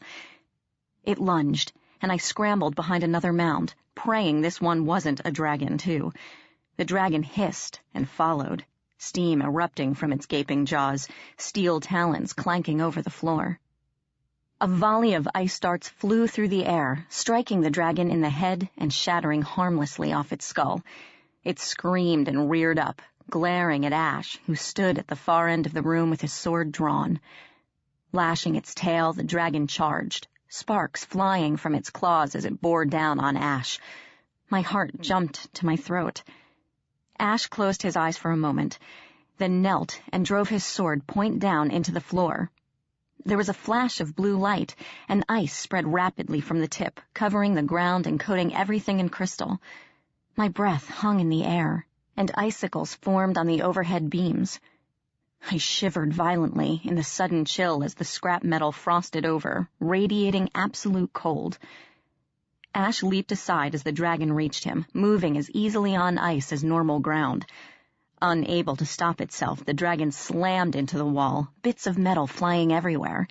It hissed and struggled to rise, sliding on the slick floor, tail thrashing. Ash jumped forward and blew out a long whistle, sending an icy whirlwind spinning through the air. The dragon shrieked as the blizzard whipped around it, coating it with frost and snow. A hoary rime caked its metal body, its struggles growing weaker as ice weighed it down. Ash stopped, panting heavily. He staggered away from the frozen dragon and leaned back against a post, closing his eyes. I half ran, half stumbled over, slipping on the ice until I reached him. "Are you all right?" "Never again," he muttered, almost to himself. His eyes were still closed, and I wasn't sure he knew I was there. "I will not watch that happen again. I won't lose another like that. I can't." "Ash?" I whispered, touching his arm. His eyes opened, and his gaze dropped to mine. "Meghan," he murmured, seeming a bit confused that I was still there. He blinked and shook his head. "Why didn't you run? I tried to buy you some time. You should have gone ahead." "Are you crazy? I couldn't leave you to that thing. Now come on." I took his hand, tugging him off the post while glancing nervously at the frozen dragon. "Let's get out of here. I think that thing just blinked at us." His fingers tightened on mine and pulled me forward. Startled and overbalanced, I looked up at him. And then he was kissing me. I froze in shock, but only for a moment. Wrapping my arms around his neck, I rose on my tiptoes to meet him, kissing him back with a hunger that surprised us both. He crushed me close, and I ran my hands through his silky hair, sliding it through my fingers. His lips were cool on mine, and my mouth tingled. And for a moment, there was no Ethan, no Puck, no Iron King. Only this. He pulled back, slightly out of breath. My blood raced, and I leaned my head on his shoulder, feeling the steely muscles through his back. I felt him tremble. "This isn't good," he murmured, his voice curiously shaken, but he still didn't release me. I closed my eyes and listened to his rapid heartbeat. "I know," I whispered back. "The courts would kill us if they found out." "Yeah." "Mab would accuse me of treason. Oberon would believe I'm turning you against him. They'd both see grounds for banishment or execution." "I'm sorry." He sighed, burying his face in my hair. His breath was cool on my neck, and I shivered. Neither of us said anything for what seemed a long time. "We'll think of something," I ventured. He nodded wordlessly and pulled away, but stumbled as he took a step back. I caught his arm again. "Are you all right?" "I'll be fine." He released my elbow. "Too much iron. The spell took a lot out of me." "Ash." A piercing crack interrupted us. The dragon freed a forepaw and smashed it to the floor. More cracks appeared as it struggled to rise, shedding ice. Ash grabbed my hand and ran. With an enraged shriek, the dragon shattered its ice prison, sending shards flying. We pelted across the room, hearing the dragon give chase, its claws digging into the icy ground. The hole with its missing grate loomed ahead, and we flung ourselves toward it, leaping through the steam and plummeting into the unknown. The dragon's frustrated bellow rang overhead as clouds of steam enveloped us, and everything went white. I didn't remember landing, though I was aware of Ash holding my hand as the steam cleared around us. Eyes widening, we both stared around in horror. A twisted landscape stretched out before us, barren and dark, the sky a sickly yellow-gray. Mountains of rubble dominated the land. Ancient computers, rusty cars, televisions, dial phones, radios, all piled into huge mounds that loomed over everything. Some of the piles were alight, burning with a thick, choking smog. A hot wind howled through the wasteland, stirring dust into glittering eddies, spinning the wheel of an ancient bicycle lying on a trash heap. Scraps of aluminum, old cans and foam cups rolled over the ground. and a sharp, coppery smell hung in the air, clogging the back of my throat. The trees here were sickly things, bent and withered. A few bore light bulbs and batteries that hung like glittering fruit. "This is the Never Never," Ash muttered. His voice was grim. "Somewhere in the deep tangle, if I had to guess. No wonder the wildwood is dying." "This is the Never Never?" I asked, gazing around in shock. I remembered the frigid, pristine beauty of Tir Nanog, the blinding colors of the summer court. "No way. How could it get like this?" "Machina," Ash replied. "The territories take on the aspects of their rulers.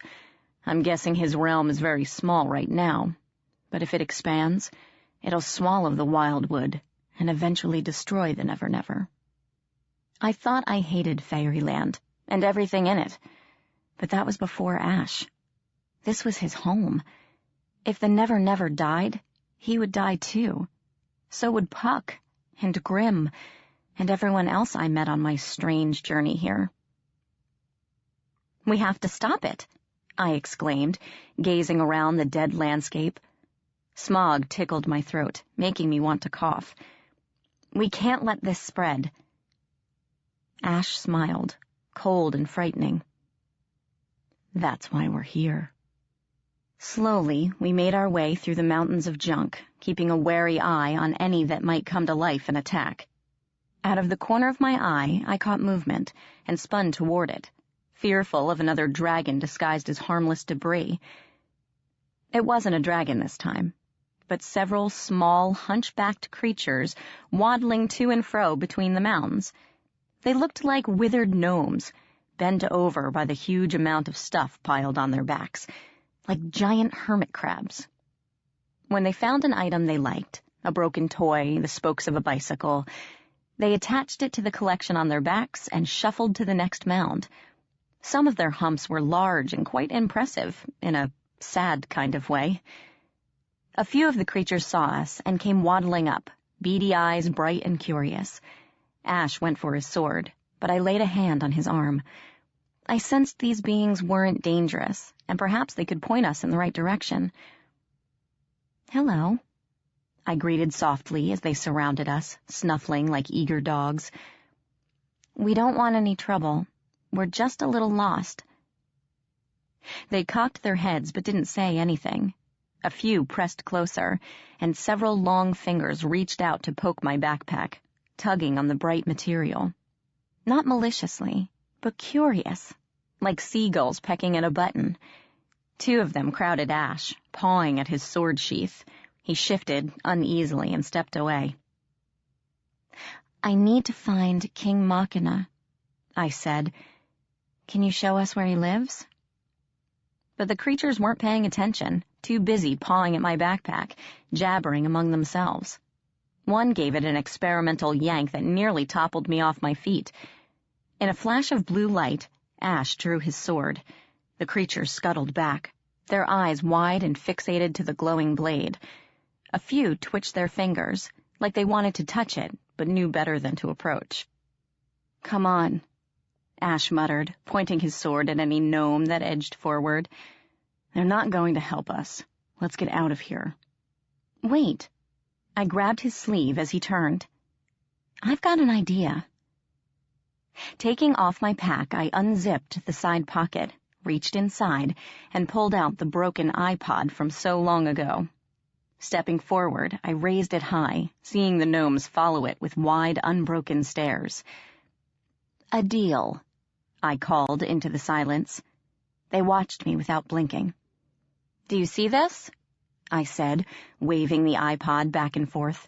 They followed it, like dogs eyeing a cookie. "I'll give it to you, but, in return, you take me to the Iron King." The gnomes turned and jabbered to one another, occasionally peeking back to make sure I was still there. Finally, one of them stepped forward. A whole tricycle teetered at the top of his hump. He fixed me with an unblinking stare and beckoned me to follow. We trailed the odd little creatures, whom I secretly dubbed the pack rats, through the wasteland of junk, drawing curious stares from the other residents living there. I saw more of the rat-like men whose teeth rusted metal, a few scrawny dogs wandering about, and swarms of iron bugs crawling over everything. Once, in the distance, I caught a terrifying glimpse of another dragon, unfurling from a mound of trash. Thankfully, it only shifted into a more comfortable sleeping position and returned to its perfect disguise as a pile of debris. At last, the mountains of garbage fell away, and the lead pack rat pointed a long finger down a barren plain, across a cracked gray plateau, spider-webbed with lava and millions of blinking lights. A railroad stretched away into the distance. Hulking machines, like enormous iron beetles, sat beside it, snorting steam. And silhouetted against the sky, a jagged black tower stabbed up from the earth, wreathed in smog and billowing smoke. Machina's fortress. Ash drew in a quiet breath. I stared at the imposing tower, my stomach contracting with fear, until a tug on my backpack snapped me out of my daze. The pack rat stood there, an expectant look on his face, fingers twitching. Oh, yeah. Fishing out the iPod, I handed it to him solemnly. A deal's a deal. Hope you enjoy it. The pack rat chittered with joy. Clutching the device to his chest, he scuttled off like an enormous crab, vanishing back into the wasteland of junk. I heard excited jabbering and imagined him showing off his trophy for all to see. Then the voices faded, and we were alone. Ash turned to me, and I was struck with how awful he looked. His skin was ashen. There were shadows under his eyes, and his hair was damp with sweat. "Will you be all right?" I whispered. One corner of his mouth curled up. "We'll see, won't we?" I reached for his hand, wrapped my fingers around his, and squeezed.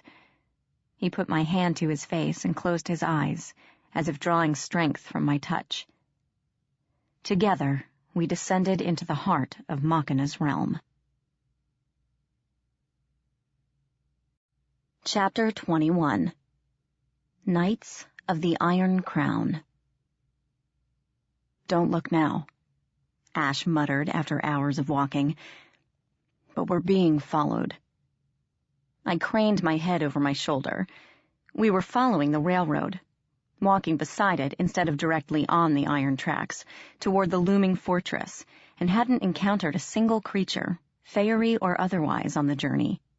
Street lamps grew out of the ground, lighting the way, and iron behemoths reminding me of vehicles in a steampunk anime crouched along the tracks, hissing smoke. Through the writhing steam, it was difficult to see more than a few yards away. But then, a small, familiar creature scuttled across the tracks, vanishing into the smoke. I caught a glimpse of a tricycle poking up from a mound of junk and frowned. Why are the pack rats following us? Pack rats? Ash smirked at me. Yeah, you know, they collect shiny stuff, hoard it in their dens. Pack rats. Oh, never mind. I mock glared at him, too worried to be irritated. Ash never complained, but I could see the iron everywhere was taking a toll on him. Do you want to stop somewhere and rest? No. He pressed a palm to one eye as if trying to squelch a headache. It won't make any difference. The twisted landscape went on. We passed pools of molten lava, bubbling and shimmering with heat. Smokestacks loomed overhead, belching great spouts of black pollution that writhed into the yellow-gray sky. Lightning arched and crackled across blinking metal towers, and the air hummed with electricity. Pipes crisscrossed the ground, leaking steam from joints and valves, and black wires slashed the sky overhead. The tang of iron, rust, and smog clogged my throat and burned my nose. Ash spoke very little, stumbling on with grim determination. My worry for him was a constant knot in my stomach. I was doing this to him. It was my contract that bound him to help, even though it was slowly killing him. But we couldn't turn back, and I could only watch, helpless, as Ash struggled to continue. His breath rasped painfully in his throat, and he grew paler by the hour. Fear clawed my insides. I was terrified he would die and leave me alone in this dark, twisted place. A day passed, and the iron tower loomed black and menacing overhead, though it was still far in the distance. The sickly yellow-gray of the sky darkened, and the hazy outline of a moon shimmered behind the clouds. I stopped, looking up at the sky. No stars. None at all. The artificial lights reflected off the haze, making the night nearly as bright as the day. Ash began coughing, putting a hand against a crumbling wall to steady himself. I slipped my arms around him, holding him steady as he leaned into me. The harsh explosions made my heart constrict. "We should rest," I muttered, gazing around for a place to camp. A huge cement tube lay half buried in the dirt at the bottom of the tracks, covered in graffiti, and I motioned him toward it. "Come on." He didn't argue this time, but followed me down the slope and into the cement shelter. It wasn't tall enough for us to stand up straight, and the floor was sprinkled with chips of colored glass. Not the best of campsites, but at least it wasn't ironed. I kicked away a broken bottle and sat down carefully, shrugging off my backpack. Pulling the sword from his belt, Ash sank down opposite me with a barely concealed groan. The witchwood arrow throbbed as I unzipped the pack and reached around it for the food and bottled water. Ripping open a bag of jerky, I offered some to Ash. He shook his head, his eyes weary and dull. "You should eat something," I chided, gnawing on the dried meat. I wasn't particularly hungry myself, too tired, hot and worried to have an appetite, but I wanted something in my stomach. "I have trail mix or candy if you want something else. Here." I waggled a bag of peanut mix at him. He eyed it dubiously, and I frowned. "I'm sorry, but they don't sell fairy food at mini-marts. Eat." Mutely, he accepted the bag and poured out a handful of peanuts and raisins. I gazed into the distance, where the looming black tower stabbed into the clouds. "How long do you think until we reach it?" I murmured, just to get him talking again. Ash tossed the whole handful back, chewed, and swallowed without interest. "I'd guess a day at most," he replied, setting down the bag. "Beyond that," he sighed, and his eyes darkened. "I doubt I'd be of much use anymore." My stomach convulsed with dread. I couldn't lose him now. I'd lost so much already. It seemed especially cruel that Ash might not reach the end of our adventure. I needed him as I'd never needed anyone before. "I'll protect you," I thought, surprising myself. "You'll get through this, I promise. Just don't die on me, Ash." Ash met my gaze, as if he could tell what I was thinking, his gray eyes solemn in the shadows of the pipe. I wondered if my emotions were giving away my thoughts, if Ash could read the glamour aura that surrounded me. For a moment, he hesitated, as if fighting a battle within himself. Then, with a resigned sigh, he smiled faintly and held out his hand.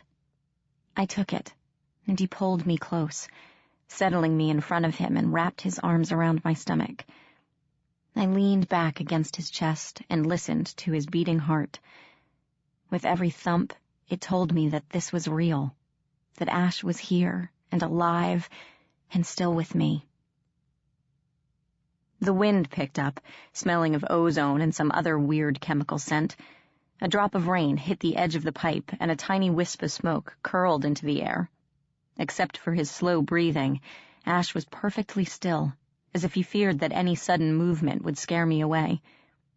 I reached down and traced idle patterns on his arm, marveling at the cool, smooth skin under my fingers, like living ice. I felt him shiver, heard his ragged intake of breath. "Ash?" I licked my lips. "Why did you vow to kill Puck?" He jerked. I felt his eyes on the back of my neck and bit the inside of my cheek, wishing I could take it back, wondering what made me ask in the first place. "Never mind," I told him, waving a hand. "Forget it. You don't have to tell me. I was just wondering who you really are. What Puck has done to make you hate him. I want to understand. I feel I don't know either of you." A few more drops of rain hit the ground, hissing in the silence. I chewed my jerky strips and stared out into the rain, hyper-aware of Ash's body, of his arms around my waist. I heard him shift to a more comfortable position and sigh.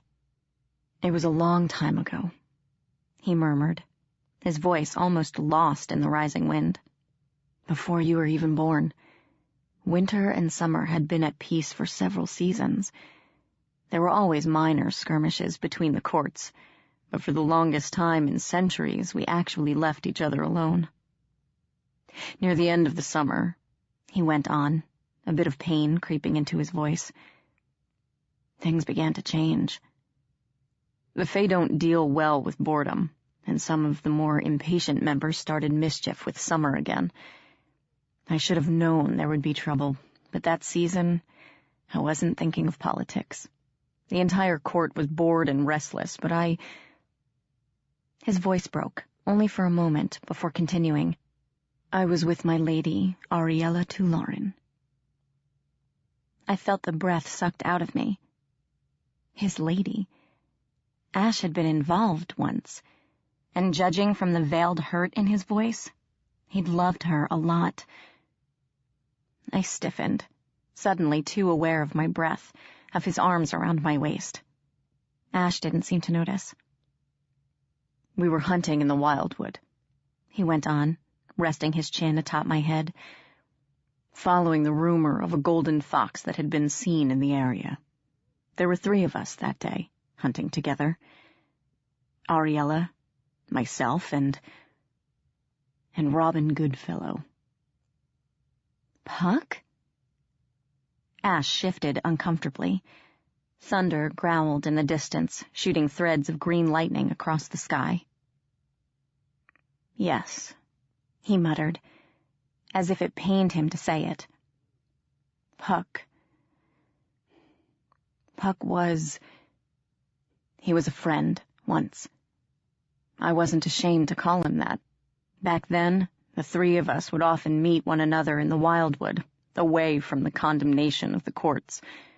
We didn't care about the rules.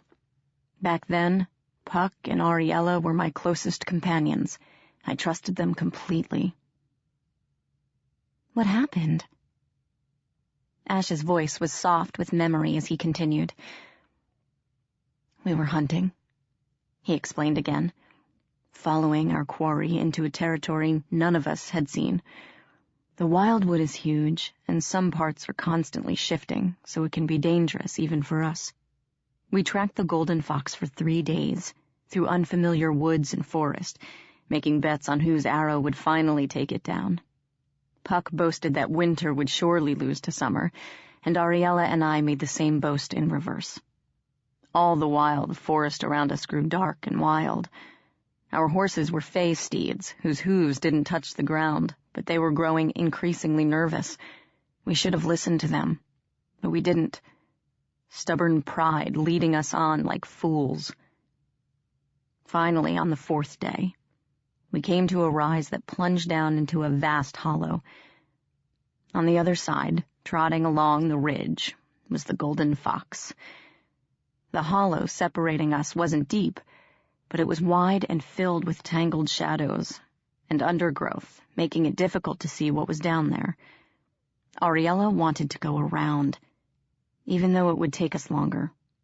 Puck disagreed, insisting we would lose our quarry unless we rode straight through. We argued. I sided with Ariella, though I didn't see the reason for her apprehension. If she wasn't willing to go forward, I wasn't going to make her. Puck, however, had other ideas. As I turned my horse around, he let out a whoop, slapped Ariella's horse on the rump, and kicked his own steed forward. They plunged over the edge, racing down the slope, with Puck yelling at me to catch up if I could. I had no choice but to follow. Ash fell silent, his eyes dark and haunted. He gazed off into the distance until I couldn't take it anymore. "What happened?" I whispered. He gave a bitter laugh. Ariella was right, of course. Puck had led us straight into a wyvern nest. I felt stupid for asking, but what's a wyvern? It's cousin to a dragon, Ash replied. Not as intelligent, but still extremely dangerous, and highly territorial. The thing rose up out of nowhere, all scales and teeth and wings, lashing at us with its poison stinger. It was enormous, an ancient drake, vicious and powerful. We fought our way free, the three of us, side by side. We'd been together so long we knew one another's fighting styles and used them to take down the enemy. It was Ariella who landed the killing blow. But as it was dying, the wyvern whipped its tail out one last time, striking her in the chest. Wyvern poison is extremely potent, and we were miles from any healers. We tried to save her, but... He paused, taking a shaky breath. I squeezed his arm to console him. She died in my arms, he finished, making an audible effort to compose himself. She died with my name on her lips, begging me to save her. As I held her, watched the life feed from her eyes, I could only think one thing. That Puck had caused this. If it wasn't for him, she would still be alive. I'm so sorry, Ash. Ash nodded once. His voice turned steely. I swore on that day to avenge Ariella's death, to kill Robin Goodfellow, or die trying. We've clashed several times since, but Goodfellow always manages to slip away, or throw me some trick that ends our duels. I cannot rest while he lives. I promised Ariella that I would continue hunting Robin Goodfellow until one of us lies dead. Puck told me it was a mistake. He didn't mean for that to happen. The words were sour in my mouth. It didn't feel right defending him. Ash had lost someone he loved because of Puck's actions, a prank that finally went too far. It doesn't matter. Ash shifted away from me, his voice cold. My vow is binding. I cannot rest until I've completed my oath. I didn't know what to say, so I stared into the rain, miserable and torn in two. Ash and Puck, two enemies locked in a struggle that would end only when one of them killed the other. How could you stand between two people like that, knowing that one day one of them would succeed? I knew fairy oaths were binding, and Ash had good reason to hate Puck, but I still felt trapped. I couldn't stop this, but I didn't want either of them to die. Ash sighed and leaned forward again, brushing my hand, tracing the skin with his fingertips. I'm sorry, he murmured. A shiver went up my arm. I wish you didn't have to be involved. There is no way to unmake a vow, once it has been spoken. But know this, were I aware then that I would meet you, perhaps my oath would not have been so hasty. My throat closed up. I wanted to say something, but at that moment, a sharp blast of wind blew a few drops of rain into the tube. Water splashed over my jeans, and I yelped as something burned my skin. We examined my leg. Tiny holes marred my jeans where the drops had hit. The material seared away, the skin underneath red and burned. It throbbed as if I'd jabbed needles into my flesh. What the heck? I muttered, glaring into the storm. It looked like ordinary rain, gray, misty, somewhat depressing. Almost compulsively, I stuck my hand toward the opening where water dripped over the edge of the tube. Ash grabbed my wrist, snatching it back. Yes, it will burn your hand as well as your leg. he said in a bland voice. "And here I thought you learned your lesson with the chains." Embarrassed, I dropped my hand and scooted farther into the tube, away from the rim and the acid rain dripping from it. "Guess I'm staying up all night," I muttered, crossing my arms. "Wouldn't want to doze off and find half my face melted off when I wake up." Ash pulled me back against him, brushing my hair from my neck. His mouth skimmed my shoulder, up my neck, sending butterflies swarming through my insides. "If you want to rest, then do so," he murmured against my skin. "The rain will not touch you, I promise." "What about you?" I wasn't planning to sleep. He made a casual gesture at a trickle of rainwater seeping into the tube, and the water turned to ice. "I fear I wouldn't be able to wake up." My worry spiked. "Ash!" His lips brushed my ear. "Sleep, Meghan Chase," he whispered, and suddenly I couldn't keep my eyes open. Half my consciousness still struggled as darkness pulled me under, and I sank into his waiting arms. When I awoke, the rain had stopped and everything had dried, though the ground still steamed. There was no visible sun through the choking clouds, but the air still blistered with heat. I grabbed my backpack and crawled out of the pipe, looking around for Ash. He sat against the outside of the tube, head back, sword resting on his knees. Seeing him, I felt a rush of anger and fear.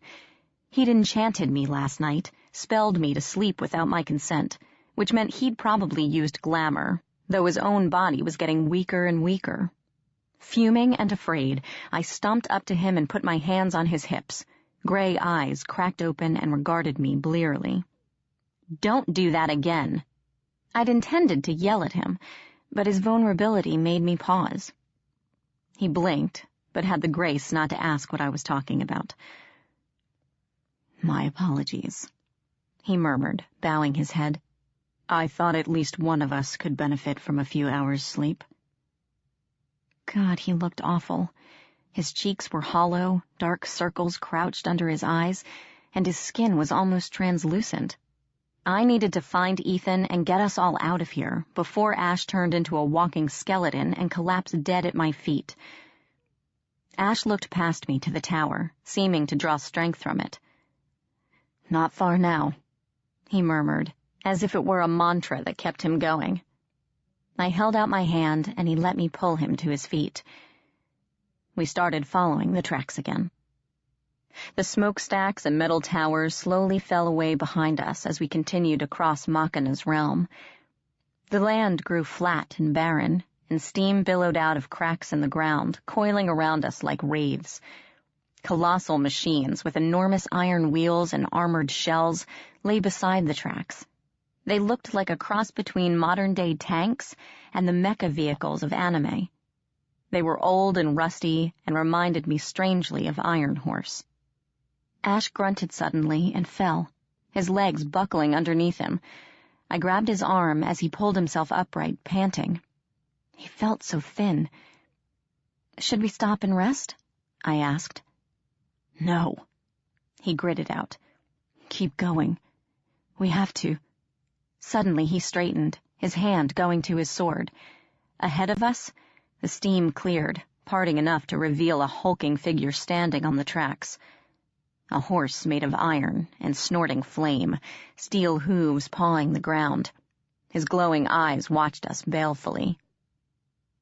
"Iron Horse," I gasped, wondering for a surreal moment if my earlier thoughts had summoned him here. "Thought you got rid of me, did you?" Iron Horse boomed, his voice reverberating off the machines around us. "It will take more than a cave-in to kill me. I made the mistake of underestimating you before. That won't happen again."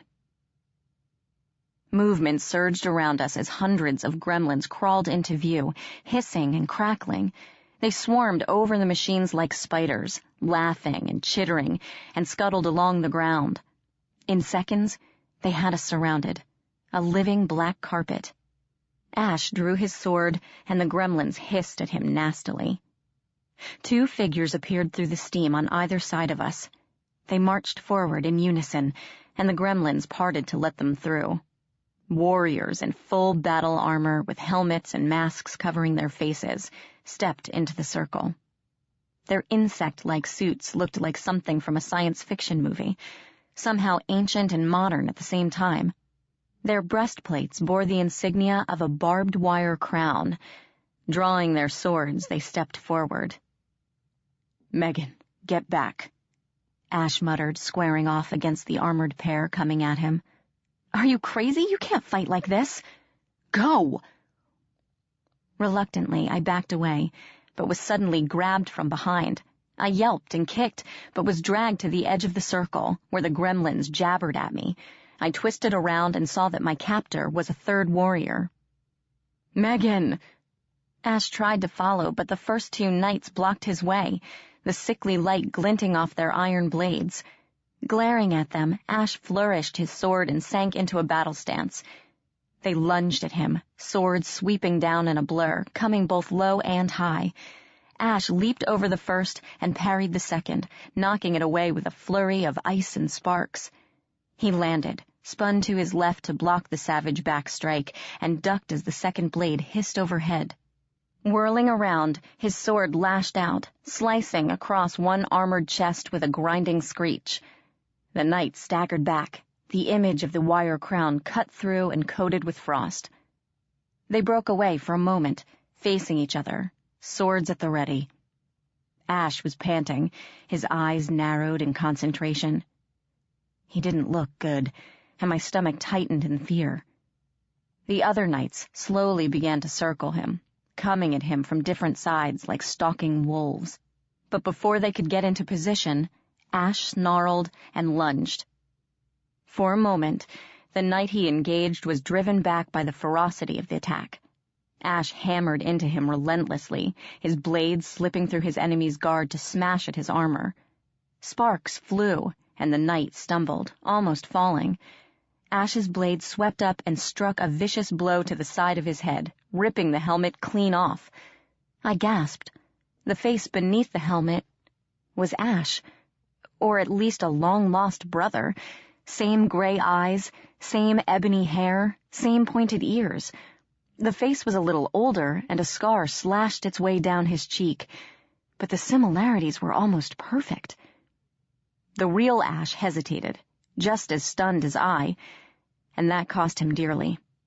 The second knight rushed up behind him, his sword slashing down, and Ash whirled, too late. His blade caught his opponent's sword, but the blow knocked the weapon from his hands. At the same time, his companion backhanded Ash with his metal gauntlet, striking him behind the ear.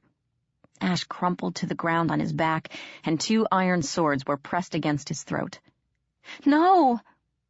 I tried to run to him, but the third warrior held me and twisted my arms behind my back. Manacles were snapped around my wrists. The two knights kicked Ash onto his stomach and wrenched his arms behind him, binding him similarly. I heard him gasp as the metal touched his flesh, and his doppelganger jerked him savagely to his feet.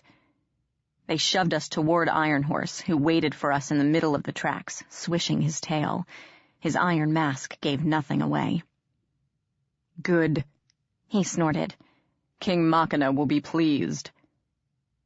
His red eyes fastened on Ash, who was barely able to stand, and he pinned back his ears. "Dispose of their weapons," he ordered disdainfully.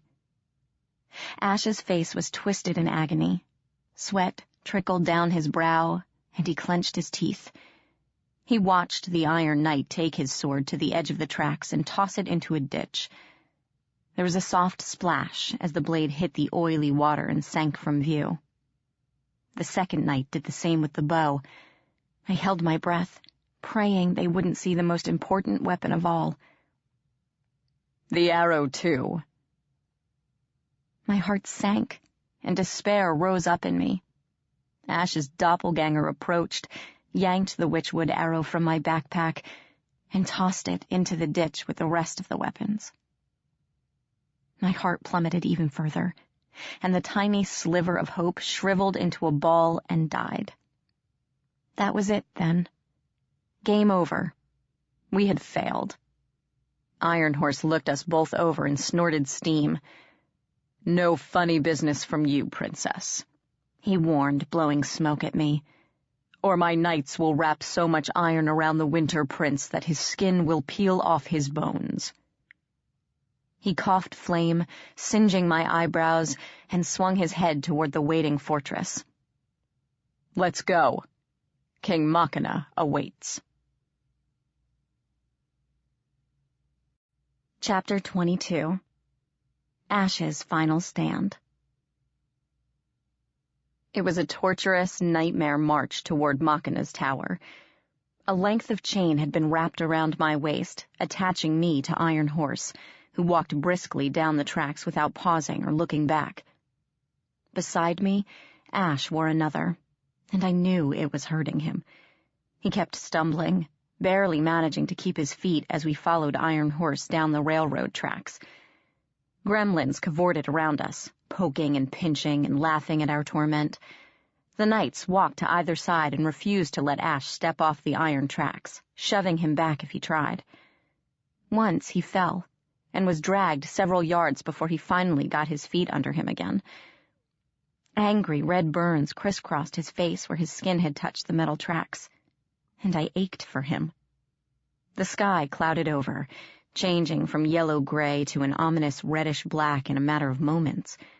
Iron Horse stopped and craned his neck, flaring his nostrils. "Damn," he muttered, stomping a hoof. "It's going to rain soon." My stomach turned at the thought of the acid rain. Lightning flashed, filling the air with a sharp tang. "Quickly, before the storm hits." The horse stepped off the tracks, breaking into a trot as thunder growled overhead. My legs burned as I broke into an awkward sprint behind him, every muscle screaming in protest, but it was either keep up or be dragged. Ash stumbled and fell, and this time he did not get up. A drop of rain spattered against my leg, and a searing pain lanced through me. I gasped. More drops fell, hissing as they struck the ground. The air reeked of chemicals, and I heard a few gremlins screech as the raindrops hit them as well. A silvery curtain of rain crept toward us. It caught up to a few of the slower gremlins, engulfing them. They screamed and writhed, sparks leaping off their bodies, until they gave a final twitch and were still. The rain came on. Panicked, I looked up to see Iron Horse leading us into a mine shaft. We ducked under the roof just as the storm swept over us, catching a few more gremlins, who squealed and danced around in agony. Holes burned through their skin. The rest of the gremlins jeered and laughed. I turned away before I was sick. Ash lay motionless on the ground, covered in dust and blood from where he'd been dragged. Steam curled off his body where the raindrops had hit.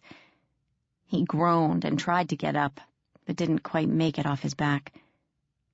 Snickering, a few gremlins started poking him, climbing onto his chest to slap his face. He flinched and turned away, but this only encouraged them further. "Stop it!" I lunged and kicked a gremlin with all my might, launching it away from Ash like a football. The others turned on me, and I lashed out at them all, kicking and stomping. Hissing, they swarmed up my pant legs, pulling my hair and raking me with their claws. One sank its razor-sharp teeth into my shoulder, and I screamed. "Enough!" Iron Horse's shout made the ceiling tremble. Dirt showered us, and the gremlin skittered back. Blood ran down my skin from a dozen tiny wounds, and my shoulder throbbed where the gremlin had bitten it. Iron Horse glared at me, swishing his tail against his flanks, then tossed his head at the knights. "Take them into the tunnels," he ordered with a hint of exasperation.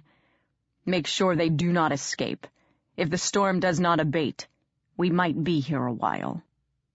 The chains binding us to Iron Horse were released. 2 knights pulled Ash to his feet and half-dragged him away down a tunnel. The last knight, the one with Ash's face, took me by the arm and led me after his brothers. We paused at a junction where several tunnels merged. Wooden tracks led off into the darkness, and rickety cars half filled with ore sat off to the sides. Thick wooden beams held up the ceiling, standing along the tracks every few feet. A few lanterns had been nailed into the wood, though most were broken and dark. In the flickering torchlight, glimmering veins of iron snaked across the walls. We continued down a tunnel that dead-ended in a small room, where 2 wooden posts stood side by side in the middle of the room.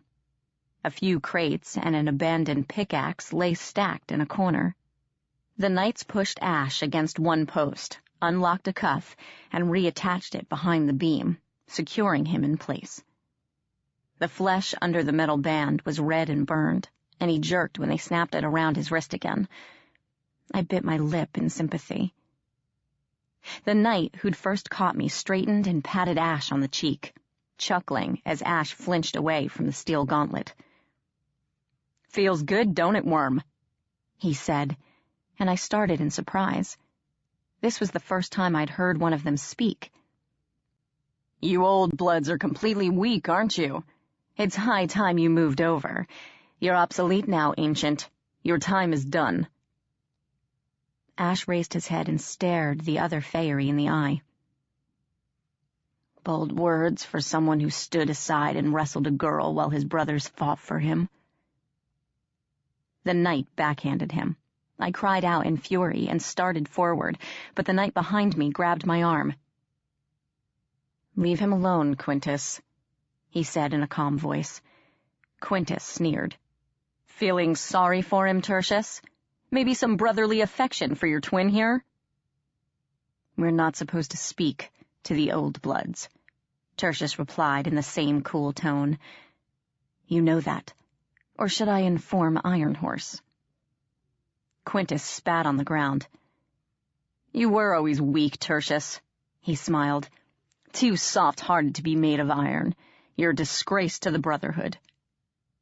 He spun on a heel and marched up the tunnel, the last knight following behind. Their boots rang loudly on the stone floor, then faded into silence. "Jerk," I muttered as the remaining knight maneuvered me against the post. "Your name's Tertius, right?" He unlocked a shackle and wound the chain around the beam, not looking at me. "Yes." "Help us," I pleaded. "You're not like them. I can feel it. Please, I have to rescue my brother and get him out of here. I'll make a deal with you if that's what it takes. Please, help us." For a moment, he met my eyes. I was struck again by how much he resembled Ash. His eyes were gunmetal gray instead of silver, and the scar made him look older, but he had that same intense, honorable face. He paused, and for a moment I dared to hope. But then he snapped the cuff around my wrist and stepped away, his eyes darkening to black. "I'm a knight of the Iron Crown," he said, his voice as hard as steel. "I will not betray my brothers, or my king." He turned and walked away without looking back. In the flickering darkness of the tunnel, I heard Ash's raspy breathing, the shift of gravel as he sank into a sitting position. "Ash?" I called softly, my voice echoing down the shafts. "You all right?" Silence for a moment. When Ash finally spoke, his voice was so low I could barely hear it. "Sorry, Princess," he murmured almost to himself. "Looks like I won't be able to uphold our contract after all." "Don't give up," I told him, feeling like a hypocrite as I struggled with my own despair. "We'll get out of this somehow. We just have to keep our heads." A thought came to me, and I lowered my voice. "Can't you freeze the chains until they shatter, like you did in the factory?" A low, humorless chuckle. "Right now, it's taking everything I have not to pass out," Ash muttered, sounding pained. "If you have any of that power the Elder Dryad was talking about, now would be the time to use it." I nodded. What did we have to lose? Closing my eyes, I concentrated on feeling the glamour around us, trying to remember what Grimalkin had taught me. Nothing. Except for a flicker of raw determination from Ash, there were no emotions to draw from, no hopes or dreams or anything. Everything here was dead, devoid of life, passionless. The Iron Fey were too machine-like, cold, logical, and calculating, and their world reflected that. Refusing to give up, I pushed deeper, trying to get past the banal surface. This had been the Never Never once. There had to be something left untouched by Machina's influence. I felt a pulse of life. Somewhere, deep below. A lone tree, poisoned and dying, but still clinging to life. Its branches were slowly turning to metal. But the roots and the heart of the tree were not yet corrupted. It stirred to my presence, a tiny piece of the Never Never in the void of nothingness.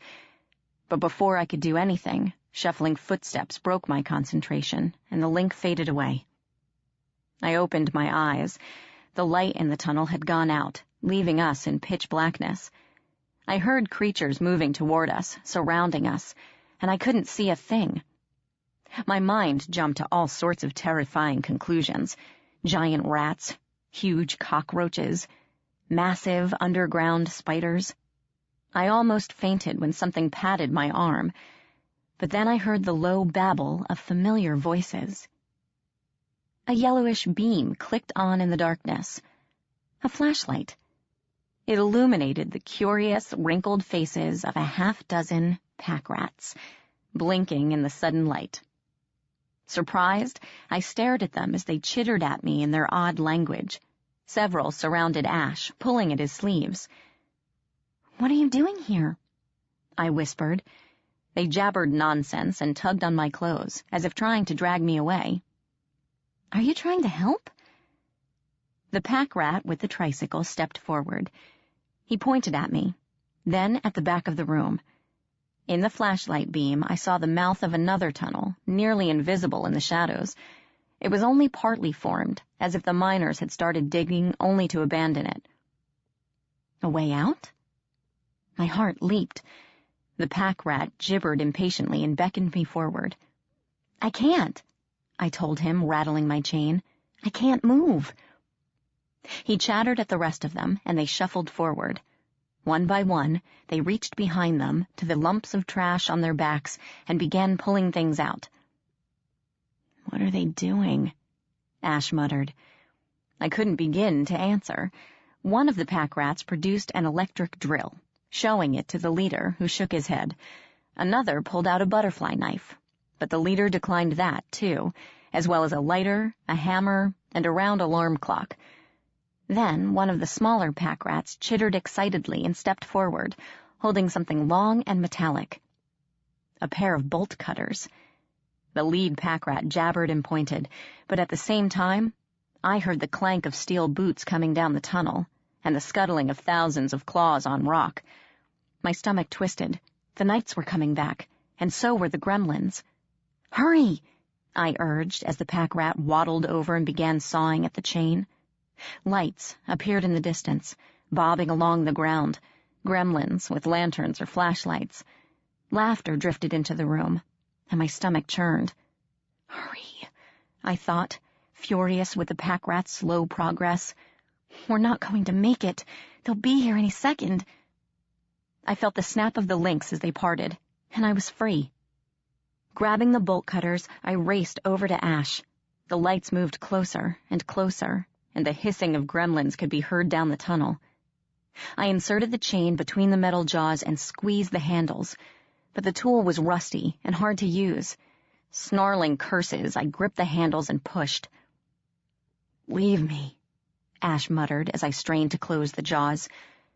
"I won't be able to help, and I'll only slow you down. Just go." "I'm not leaving you," I panted, gritting my teeth and pushing with all my might. "Meghan." "I'm not leaving you," I snapped, fighting angry tears. "Stupid chain, why wouldn't it break already? I threw my whole weight against it, sawing with a fury born of fear. "Remember when I told you about your weakness?" Ash murmured, craning his head to look at me. Though his eyes were hard, glazed over with pain, his voice was gentle. "You have to make that choice now. What is most important to you?" Shut up! Tears blinded me, and I blinked them away. You can't ask me to make that decision. You're important to me too, damn it. I'm not leaving you behind, so just shut up. The first wave of gremlins entered the tunnel and shrieked in alarm when they saw me. With a snarl of fear and terror, I gave the bolt cutters a final jerk, and the chain finally snapped. Ash pulled himself to his feet as the gremlins howled with outrage and surged forward. We ran for the hidden tunnel, following the pack rats as they scuttled through. The corridor was low and narrow. I had to duck my head to avoid the ceiling, and the walls scraped my arms as we fled. Behind us, gremlins poured through the opening like ants, skittering along the walls and ceiling, hissing as they pursued. Ash suddenly stopped. Turning to face the horde, he raised a pickaxe like a baseball bat, bracing himself against the wall. I gave a start. He must have snatched it from the crates right before we reached the tunnel. The broken chains, still dangling from his wrists, trembled as his arms shook. The gremlins halted a few yards away, their eyes bright as they analyzed this new threat. As one, they began edging forward. "Ash!" I called. "What are you doing? Come on!" "Meghan?" Ash's voice, despite the pain below the surface, was calm. "I hope you find your brother. If you see Puck again, tell him I regret having to step out of our duel." "Ash, no, don't do this." I felt him smile. "You made me feel alive again," he murmured. Screeching, the gremlins attacked. Ash smashed 2 of them senseless with the pickaxe, ducked as another leaped at his head, and was overwhelmed. They swarmed over him, clinging to his legs and arms, biting and clawing. He staggered and dropped to a knee, and they skittered up his back until I could no longer see him through the writhing mass of gremlins. Still, Ash fought on. With a snarl, he surged back to his feet, sending several gremlins flying only to have a dozen more take their place. "Meghan, go!"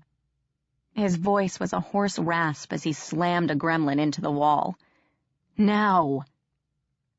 Choking on tears, I turned and fled. I followed the beckoning pack rats until the tunnel split and branched off in several directions. A pack rat pulled something from his lump and waved it at the leader. I gasped when I saw that it was a stick of dynamite. The leader snarled something, and another pack rat scuttled forward with a lighter. I couldn't help but look back, just in time to see Ash finally pulled under the sea of gremlins and lost from view. The gremlins screeched in triumph and flowed toward us. The few sputtered to life. The lead pack rat hissed at me and pointed to the tunnels, where the rest of them were vanishing. Tears flowing down my cheeks, I followed, and the pack rat holding the dynamite flung it toward the oncoming gremlins. The boom shook the ceiling. Dirt and rocks rained down on me, filling the air with grit. I coughed and sagged against the wall, waiting for the chaos to die down. When everything was still, I looked up to see that the entrance to the tunnel had caved in. The pack rats were moaning softly. One of their own hadn't made it through in time. Sagging down the wall, I pulled my knees to my chest and joined them in their grieving, feeling I'd left my heart in the tunnel where Ash had fallen. Chapter 23. The Iron King. For several minutes, I sat there, too numb to even cry. I couldn't believe that Ash was really dead. I kept staring at the caved-in wall, half expecting him to somehow, miraculously push through the rubble, bruised and bloody, but alive. How long I sat there, I don't know, but eventually the lead pack rat tugged gently on my sleeve. His eyes, solemn and sad, met mine, before he turned away and beckoned me to follow. With one final look at the cave-in behind us, I trailed them into the tunnels. We walked for hours, and gradually the tunnels turned into natural caverns, dripping with water and stalactites. The pack rats loaned me a flashlight, and as I shined it about the caves, I saw that the floor was littered with strange items. A fender here, a toy robot there. It seemed we were heading deep into the pack rat's nest, for the farther we went, the more junk lay strewn about. At last, we entered a cathedral-like cave, where the ceiling soared up into blackness, and the walls were piled with mountains of trash, resembling the wasteland in miniature. In the center of the room, sitting on a throne made entirely of junk, was an old, old man. His skin was gray, and I don't mean pale or ashen, but metallic gray, mercury gray. His white hair flowed past his feet, nearly touching the floor, as if he hadn't moved from his chair in centuries. The pack rats shuffled around him, holding up various items, placing them at his feet.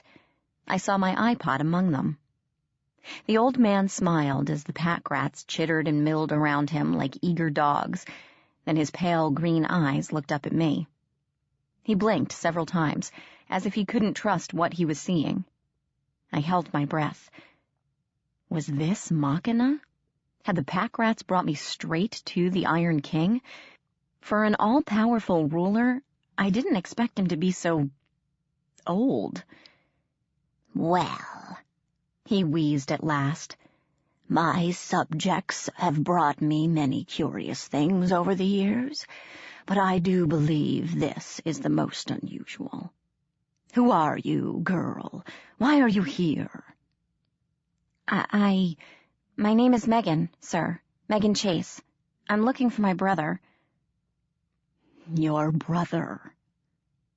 The old man looked at the pack rats aghast. I don't recall you bringing home a child. What has gotten into you? The pack rats chittered, shaking their heads. The old man frowned at them as they jabbered and bounced around, then looked back at me. My subjects tell me they have not encountered anyone except you and your friend out in the wasteland. Why do you think your brother would be here? I stopped, gazing around at the dingy cavern, the pack rats, the frail old man. This couldn't be right. I'm sorry, I continued, feeling stupid and confused, but are you Machina, the Iron King? Ah. The old man settled back, lacing his hands together. Now I understand. Machina has your brother, yes? And you are on your way to rescue him. Yes. I relaxed, breathing a sigh of relief. Then I guess you're not the Iron King? Oh, I wouldn't say that. The old man smiled, and my guard went back up. He chuckled. Worry not, child. I mean you no harm. But you would do well to abandon your plan to rescue your brother. Machina is too strong. No weapon can hurt him. You'd be throwing your life away. I remembered the witchwood arrow lying at the bottom of a ditch, and my heart constricted. I know, I whispered. But I have to try. I've come this far. I'm not giving up now. If Machina has stolen your brother, he must be waiting for you, the old man said, leaning forward. He wants you for something. I can feel the power in you, my girl, but it will not be enough. The Iron King is a master of manipulation. He will use you to further his own schemes, and you will not be able to resist. Go home, girl. Forget what you have lost, and go home. Forget? I thought of my friends, who had sacrificed everything to see me this far. Puck, the Elder Dryad, Ash. No, I murmured, a lump forming in my throat. I can never forget. Even if it's hopeless, I have to go on. I owe everyone that much. Foolish girl, the old man growled. I know more about Machina than anyone. His ways, his power, the way his mind works. And yet you still will not hear me. Very well. Rush to your doom like everyone who came before you. You will see, as I did far too late. Machina cannot be defeated. I only wish I'd listened to my counselors when they told me as much. You tried to defeat him. I stared, trying to imagine the frail old man fighting anyone and failing. When? Why? Because, the old man explained patiently, I was once the Iron King. My name is Ferrum, the old man explained into my shocked silence. As you no doubt noticed, I am old. Older than that whelp Machina. Older than all of the Iron Fey. I was the first, you see, born of the forges, when mankind first began to experiment with iron. I rose from their imagination, from their ambition to conquer the world with a metal that could slice through bronze like paper. I was there when the world started to shift, when humans took their first steps out of the Dark Ages into civilization. For many years, I thought I was alone, but mankind is never satisfied. He is always reaching, always trying for something better. Others came, others like me, risen from these dreams of a new world. They accepted me as their king, and for centuries we remained hidden, isolated from the rest of the Fae. I realized beyond a doubt that if the courts knew of our existence, they would unite to destroy us. Then, with the invention of computers, the gremlins came, and the bugs. Given life by the fear of monsters lurking in machines, these were more chaotic than the other Fae, violent and destructive. They spread to every part of the world. As technology became a driving force in every country, powerful new Fae rose into existence. Virus, glitch, and Machina, the most powerful of all. He was not content to sit and hide. His plan was conquest, to spread throughout the Never-Never like a virus, destroying all who opposed him. He was my first, my most powerful lieutenant, and we clashed on several occasions. My advisors told me to banish him, to imprison him, even to kill him. They were afraid of him, and rightly so. But I was blind to the danger. Of course, it was only a matter of time before Machina turned on me. Gathering an army of like-minded Fae to his side, he attacked the fortress from within, slaughtering all who were loyal to me. My forces fought back, but we were old and obsolete, no match for Machina's cruel army. In the end, I sat on my throne and watched him approach, knowing I was going to die. But as Machina threw me to the floor, he laughed and said he would not kill me. He would let me fade away a bit at a time, becoming obscure and forgotten until no one remembered my name or who I was. And as he settled back upon my throne, I felt my power slip away and flow into Machina, acknowledging him as the new Iron King. So, now I live here. Ferrum gestured to the cavern and the pack rats milling about. In a forgotten cave, sitting on a throne made of garbage, king of the mighty trash collectors. A noble title, is it not? His lips twisted into a bitter smile. These creatures are very loyal, bringing me offerings that I cannot use, making me ruler of this junk heap. They have accepted me as their king. But what good is that? They cannot give me back my throne, and yet they are the only ones that keep me from fading away. I cannot die, but I can hardly bear to live, knowing what I've lost, what was stolen from me, and Meghan is the one who designed it all. He slumped on his throne and buried his face in his hands. The pack rats shuffled forward, patting him, making worried, chittering sounds. Watching him, I felt a surge of sympathy and disgust. "I've lost things, too," I said over the sound of his quiet sobbing.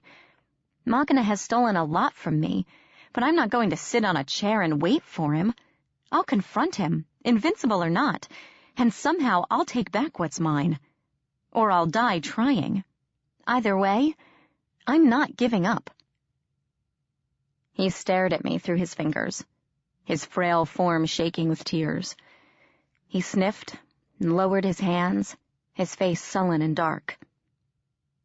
"Go then," Ferrum whispered, shooing me away. "I cannot sway you. Perhaps a single unarmed girl will succeed where an entire army has failed." He laughed then, bitter and petulant, and I felt a flicker of annoyance. "Good luck to you, foolish one. If you will not listen to me, you are welcome here no longer. My subjects will take you under his fortress, through the secret tunnels that honeycomb the land. It's the quickest way to rush to your destruction. Now go. I am through with you." I didn't bow. I didn't thank him for his help. I only turned and followed the pack rats out of the cave, feeling the hateful glare of the deposed king on my back. More tunnels. The brief respite with the last Iron King wasn't enough to stave off my exhaustion. We rested infrequently, and I caught what little sleep I could. The pack rats gave me some strange mushrooms to chew on, tiny white things that glowed in the dark and tasted like mold, but allowed me to see in pitch blackness as if it were twilight. This was a good thing, because my flashlight eventually flickered and died, and no one offered fresh batteries.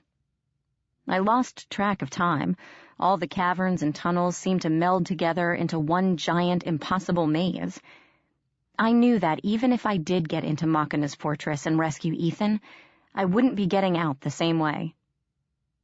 The tunnel fell away, and suddenly I stood on a stone bridge across a vast precipice, jagged rocks spearing up from the bottom.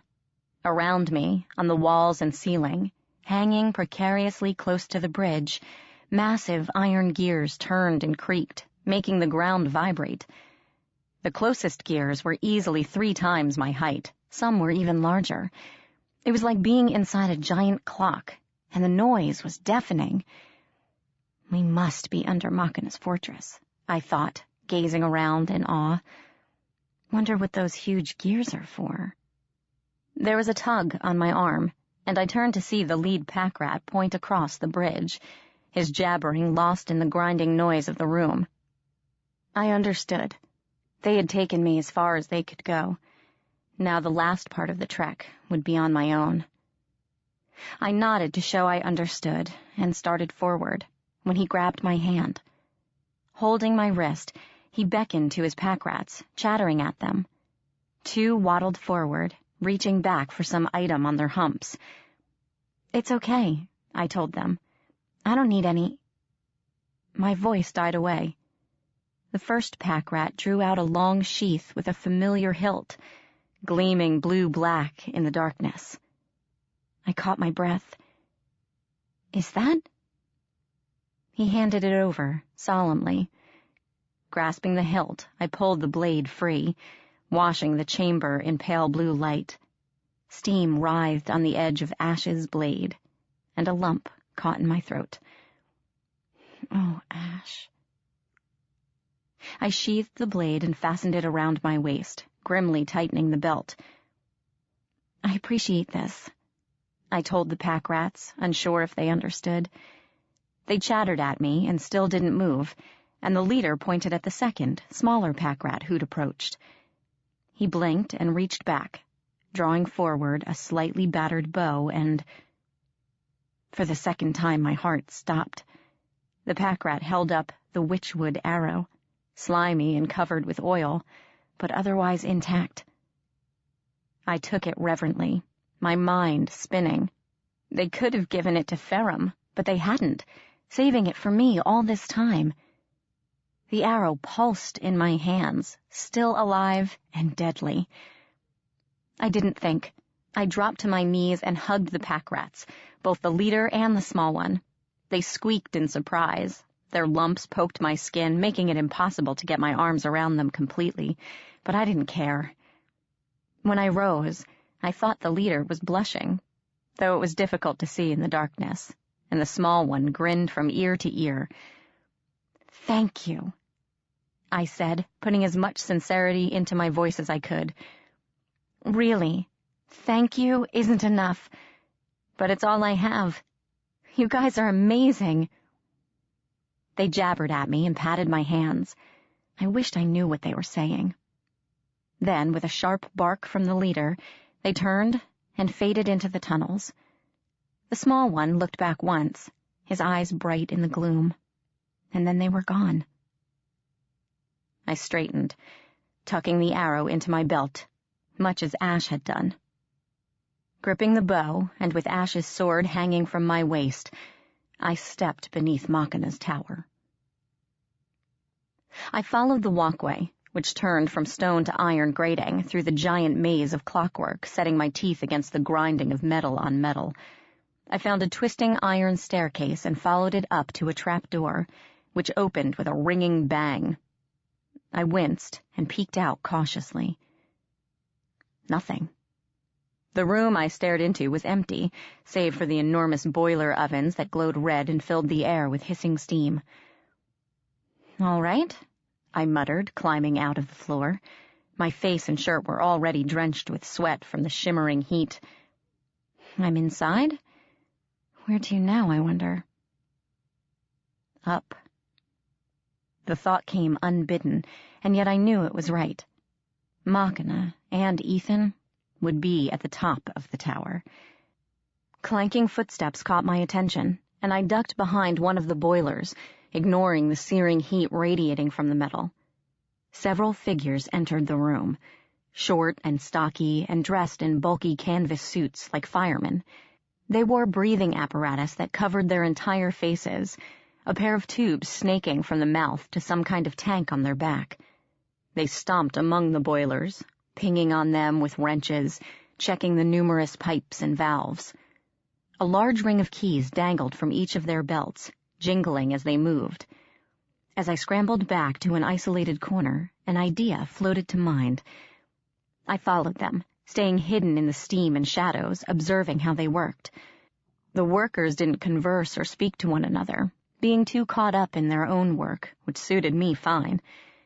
One broke off from the rest of the group, which paid him no attention as he wandered off into the steam. I trailed him down a hallway made of pipes, watching as he bent to check a hissing crack in the metal, and snuck up behind him. Drawing Ash's sword, I waited until he turned around before stepping up and pressing the point of the blade against his chest. The worker jumped and scuttled backward, but the network of pipes trapped him between me and the exit. I stepped forward and angled the blade at his throat. "Don't move," I snarled as fiercely as I could. He nodded and held up his gloved hands. My heart pounded, but I rushed on, poking at him with the blade. "Do exactly as I say, and I won't kill you, all right? Take off your suit." He obeyed, shedding his outer clothes and taking off the mask, revealing a sweaty little man with a thick black beard. A dwarf, and an ordinary-looking one at that. No steel skin, no cables coming out of his head, nothing to mark him as an Iron Fey. He glared at me with coal-black eyes, his arms rippling with muscle, and broke into a sneer. "Come at last, have you?" He spat on the ground near a pipe where it sizzled noisily. We were all wondering what route you'd end up taking. Well, if you're going to kill me, girl, get it over with. I'm not here to kill anyone, I said carefully, keeping the sword trained on him as I'd seen Ash do. I'm only here for my brother. The dwarf snorted. He's upstairs in the throne room with Machina, top west tower. Good luck getting to him. I narrowed my eyes. You're being awfully helpful. Why should I believe you? Bah. We don't care about Machina or your whiny brother, girl. The dwarf hawked and spat on a pipe where it bubbled like acid. Our job is to keep this place running, not play court with a bunch of snotty aristocrats. Machina's business is his own, and I'll ask you to keep me out of it. So you're not going to stop me? Do you have lead in your ears? I don't care what you do, girl. So kill me, or leave me the hell alone, would you? I won't get in your way if you don't get in mine. All right. I lowered the sword, but I'll need your suit. Fine, take it. The dwarf kicked it toward me with a steel-toed boot. We've got several. Now can I get back to work, or do you have more inane demands to keep me from my job? I hesitated. I didn't want to hurt him, but I couldn't leave him running loose. No matter what he said, he could tell the other workers, and I was pretty sure I couldn't fight off all of them. I looked around and saw another trap door, like the one I'd come up from a few feet away. I pointed at it with the sword. Open that and get down there. Into the cog works? Leave your boots. And your keys. He glowered, and I raised my sword, ready to slash if he lunged at me. But the dwarf growled a curse, stalked over to the metal grate, and shoved a key into the lock. Pushing it open with a bang, he wrenched off his boots and stomped down the twisting staircase, making it ring with every step. With the dwarf glaring up at me, I shut the door and locked it, ignoring the guilt that gnawed my insides. I dressed in the dwarf's suit, which was hot and heavy and reeked of sweat. I gagged as I slipped it on. It was too short, but between the suit's bagginess and my skinny frame, I made it work. My calves stuck out of the pant legs, but I shoved my sneakers into the dwarf's boots, and it wasn't so noticeable. At least I hoped it wasn't. I heaved the tank onto my back, finding it surprisingly light, and put on the mask. Cool, sweet air hit my face, and I sighed in relief. Now the only problem was the sword and the bow. I figured the workmen of the tower didn't stomp around with weapons, so I found a piece of canvas and wrapped them up in it, tucking it under my arm.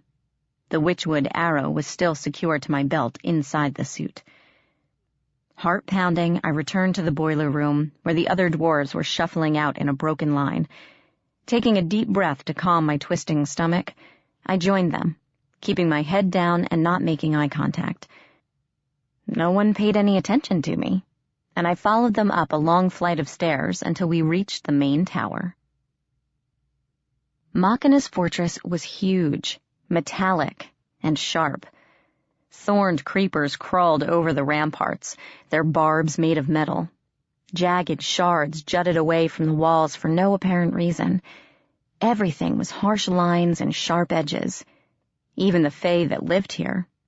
Besides the ever-present gremlins, I saw more armored knights, hounds made of clockwork, and creatures that looked like metallic praying mantises, their bladed arms and silvery antennae glinting in the dim light. The dwarves scattered as they left the staircase, breaking away in little groups of 2s and 3s. I drifted away from the rapidly diminishing crowd and followed the wall, trying to look as if I had a purpose. Gremlins scuttled along the walls, chasing one another and tormenting the other Fey. Computer mice with tiny ears, feet, and blinking red eyes scurried away as I approached. Once, a gremlin landed on one, eliciting a high-pitched squeak before stuffing the tiny creature into its mouth and crunching the sparks. It grinned at me. the mouse's tail hanging between its pointed teeth, and scuttled off again. Wrinkling my nose, I continued walking. At last, I discovered a staircase, spiraling up hundreds of feet along the tower walls. Gazing up at the infinite number of stairs, I felt a pull in my stomach. This was the one.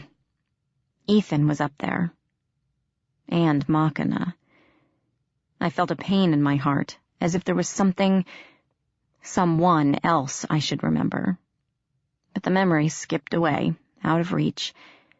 With my heart fluttering around my ribs like a crazed bat, I started the last leg of my journey. There were small, narrow windows every 20 steps up the stairs. I peered out once and saw the open sky, with strange glittering birds soaring on the wind. At the top of the stairs stood an iron door, bearing the insignia of a barbed crown. I quickly shed the dwarf's clothing, relieved to be out of the bulky, smelly garments. Taking off the bow, I carefully fit the witchwood arrow to the string. When the arrow was nocked, it began to throb even faster, as if its heartbeat raced in excitement. And, standing at the last door in the Iron King's tower, I hesitated. Could I really do this? Kill a living creature? I wasn't a warrior like Ash, or a brilliant trickster like Puck. I wasn't smart like Grimm, and I certainly didn't have the power of my father Oberon. I was just me. Meghan Chase, an ordinary high school student. Nothing special. No. The voice in my head was mine, and it wasn't. You're more than that. You're the daughter of Oberon and Melissa Chase. You're the key to preventing a fairy war, friend of Puck, sister to Ethan, beloved of Ash. You are much more than you think. You have everything you need. All that is left is to step forward. Step forward. I could do that. Taking a deep breath, I pushed the door open. I stood at the entrance of an enormous garden, the door creaking as it swung away from me. The smooth iron walls surrounding me were topped with jagged spines, silhouetted black against the open sky. Trees lined a stony path, but they were all made of metal, their branches twisted and sharp. Birds watched me from the steel limbs. When they fluttered their wings, it sounded like knives scraping against one another. In the center of the garden, where all the paths converged, a fountain stood. Made not of marble or plaster, but of different-sized gearheads, turning sluggishly with the water's flow. I squinted and looked closer. On the bottom cog, lying on his back, as the gear slowly spun him around, was a figure. It was Ash. I didn't scream his name. I didn't run to him, though every fiber in my body was telling me to do so. Forcing myself to be calm, I looked around the garden, wary of traps and sudden ambushes. But there weren't many places for attackers to hide. Except for the metal trees and a few thorny vines, the garden seemed empty. Only when I'd made sure I was alone did I sprint across the stony ground to the fountain. Don't be dead, please don't be dead. My heart plummeted when I saw him. He'd been chained to the cog, wrapped in metal links, spinning round and round in an endless circle. One leg dangled over the edge. The other was folded beneath him. His shirt had been ripped to shreds, the skin a shocking contrast of pale flesh and vivid red claw marks. The flesh where the chains touched him was raw and crimson. He didn't appear to be breathing. Hands trembling, I drew the sword. The first slash shattered most of the links. The second cracked the gearheads nearly in two. The chains slid away, and the cog squealed as it ground to a halt. I dropped the blade and pulled Ash off the fountain, his body limp and cold in my arms. Ash? I cradled him in my lap, beyond tears, beyond anything but an awful, yawning emptiness. "Ash, come on." I shook him a little. "Don't do this to me. Open your eyes. Wake up, please." His body was limp, unresponsive. I bit my lip hard enough to taste blood and buried my face in his neck. "I'm sorry," I whispered, and now I did start to cry. Tears ran from my closed eyelids and down his clammy skin. "I'm so sorry. I wish you hadn't come. I wish I never agreed to that stupid contract. This is my fault. All of it. Puck, and the Dryad, and Grim, and now you." It was getting hard to speak. My voice was so choked with tears. "I'm sorry," I murmured again, for lack of anything else to say. "Sorry. So sorry." Something fluttered under my cheek. Blinking, hiccuping, I pulled back and looked at his face. The skin was still pale, but I caught a flicker of movement beneath his eyelids. Heart-pounding, I lowered my head and brushed a kiss to his mouth. His lips parted, and a broken sigh escaped him. I breathed his name in relief. His eyes opened and flickered to mine, confused, as if he wasn't sure if he was dreaming or not. He moved his lips, but it was a few tries before anything came out. "Meghan?" "Yes," I whispered immediately. "I'm here." His hand came up, fingers resting on my cheek, trailing down my skin. "I dreamed you would come," he murmured, before his eyes cleared a bit and his face darkened. "You shouldn't be here," he gasped, digging his fingers into my arm. "This... a trap." And then I heard it. Horrible, dark laughter rising up from the wall behind us. The gears in the fountain shivered and began to turn backward. With a loud clanking and grinding, the wall behind us sank into the ground, revealing another part of the garden. Metal trees lined the path to an enormous iron throne, spiking into the sky. A squadron of armored knights stood at the foot of the throne with weapons drawn, pointed at me. Another squad entered through the door and slammed it shut, trapping us between them. Standing at the top of his throne, surveying us all with a look of grim satisfaction, was Meghan, the Iron King. Chapter 24. Meghan.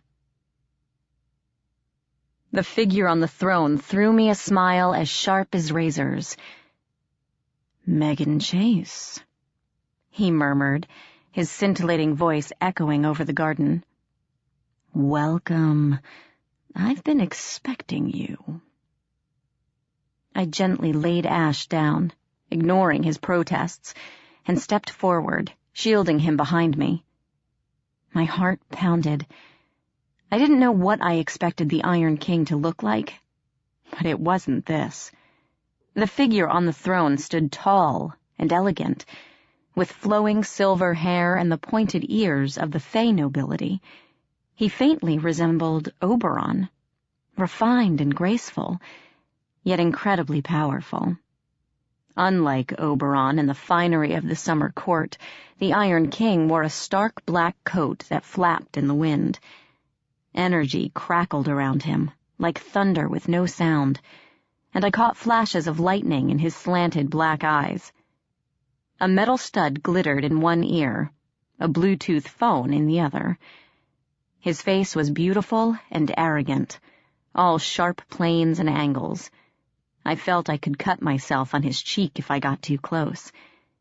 And yet, when he smiled, it lit up the whole room. A strange silvery cloak lay across his shoulders, wriggling slightly as if it were alive.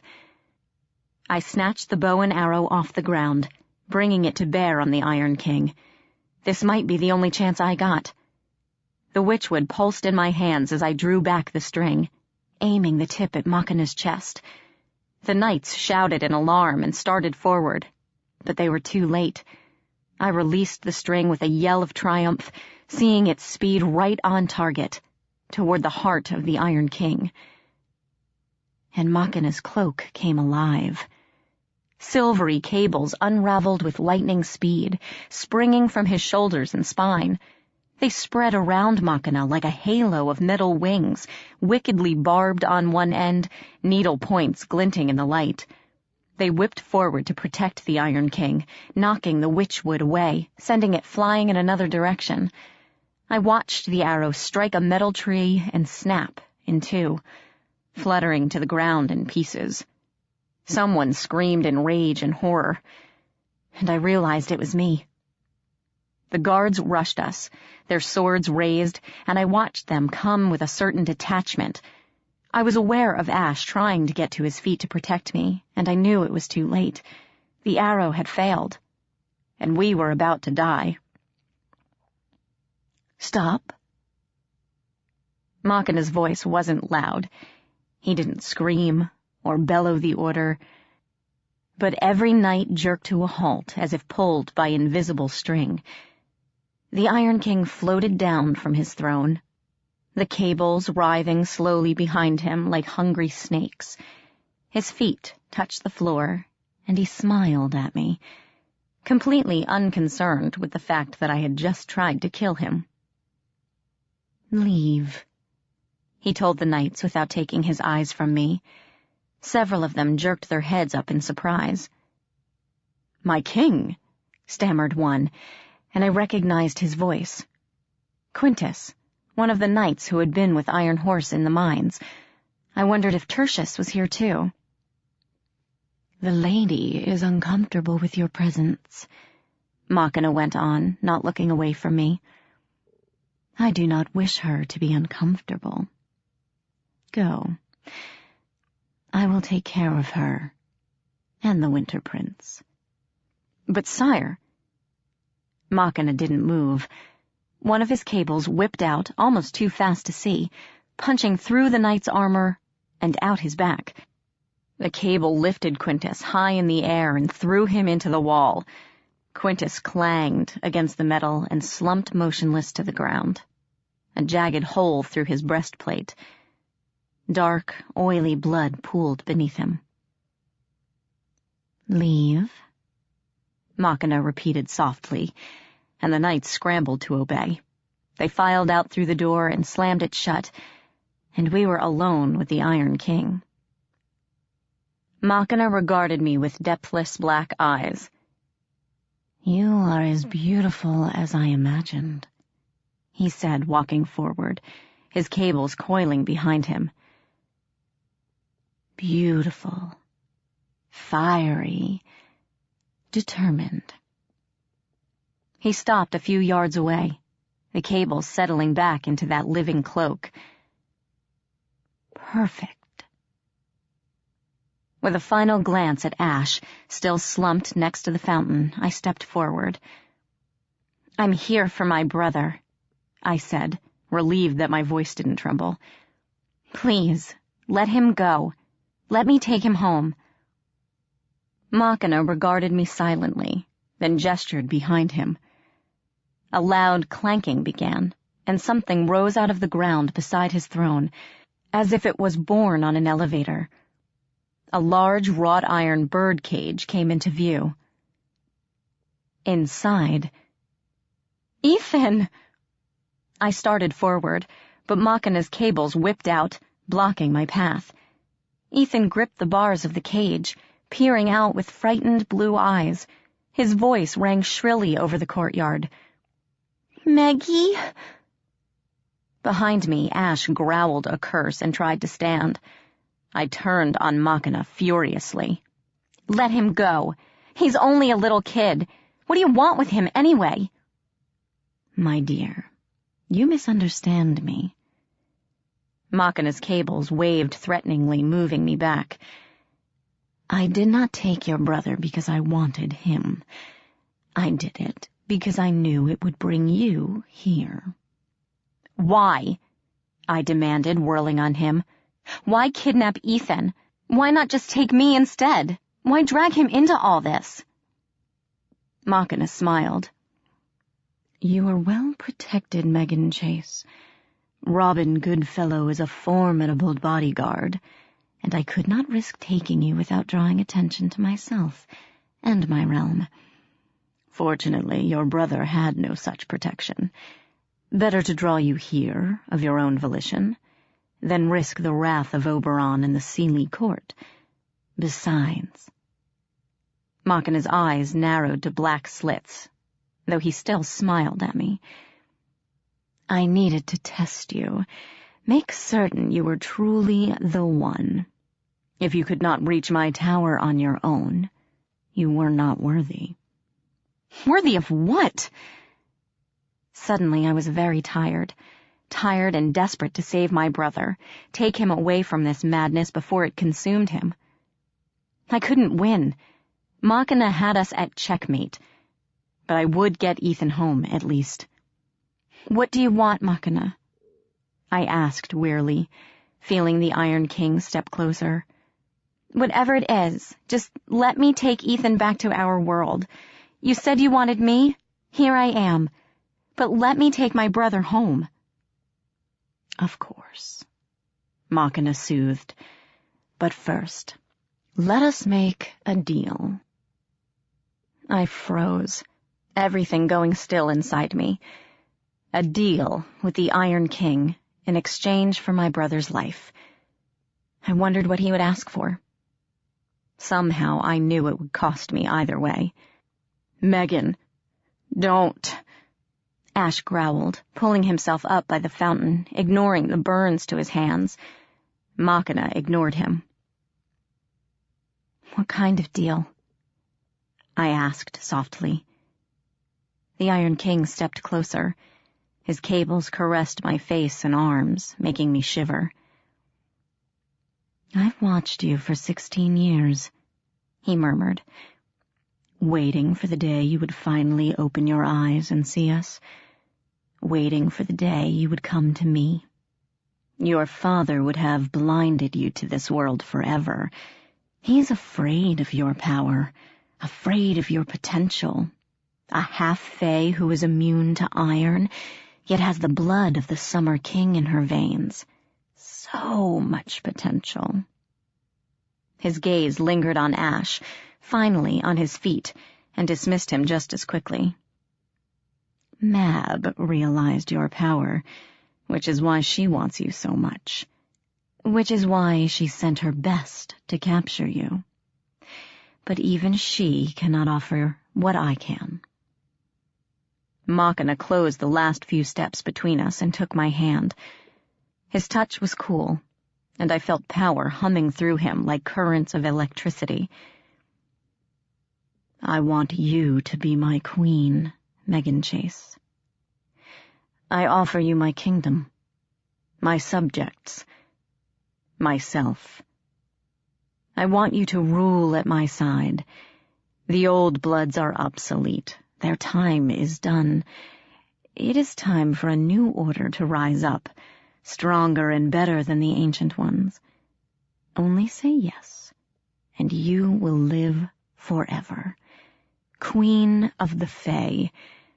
Your brother can go home. I'll even let you keep your prince if you wish, though I fear he may not adapt well to our kingdom. Regardless, you belong here, at my side. Isn't that what you've always wanted? To belong? I hesitated. To rule with Machina, to become a queen. No one would tease or mock me anymore. I would have scores of creatures ready to jump at my bidding, and I would finally be the one on top. I would finally be the most loved. But then I saw the trees, twisted and metallic, and remembered the terrible, barren wasteland in the wildwood. Machina would corrupt the entire Never Never. All the plants would die or become twisted versions of themselves. Oberon, Grimalkin, Puck. They would fade away with the rest of the Never Never, until only gremlins, bugs, and the Iron Fey remained. I swallowed, and even though I already knew the answer, I asked, "What if I refuse?" Machina's expression didn't falter.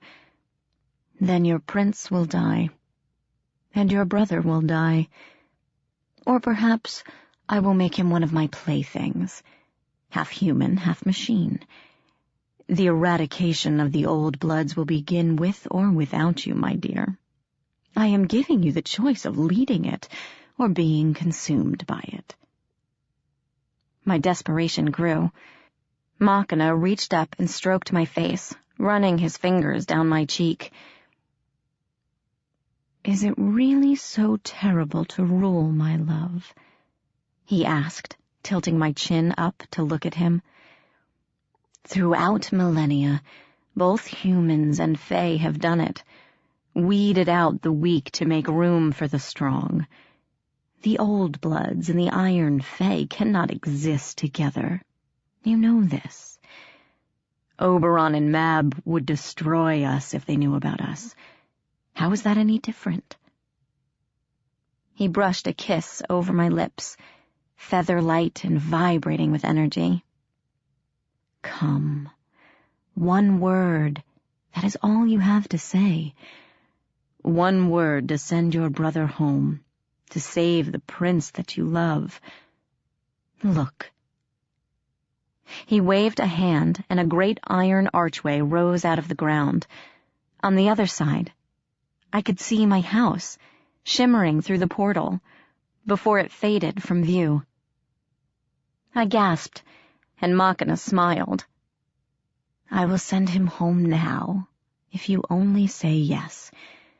One word, and you will be my queen forever."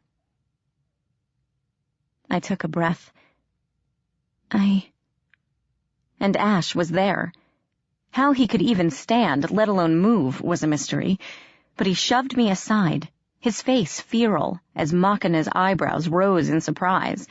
The cables flared, stabbing toward Ash as the prince lunged forward and slammed his blade into Machina's chest. Machina staggered back, his face contorted with agony. Lightning crackled around the blade in his chest.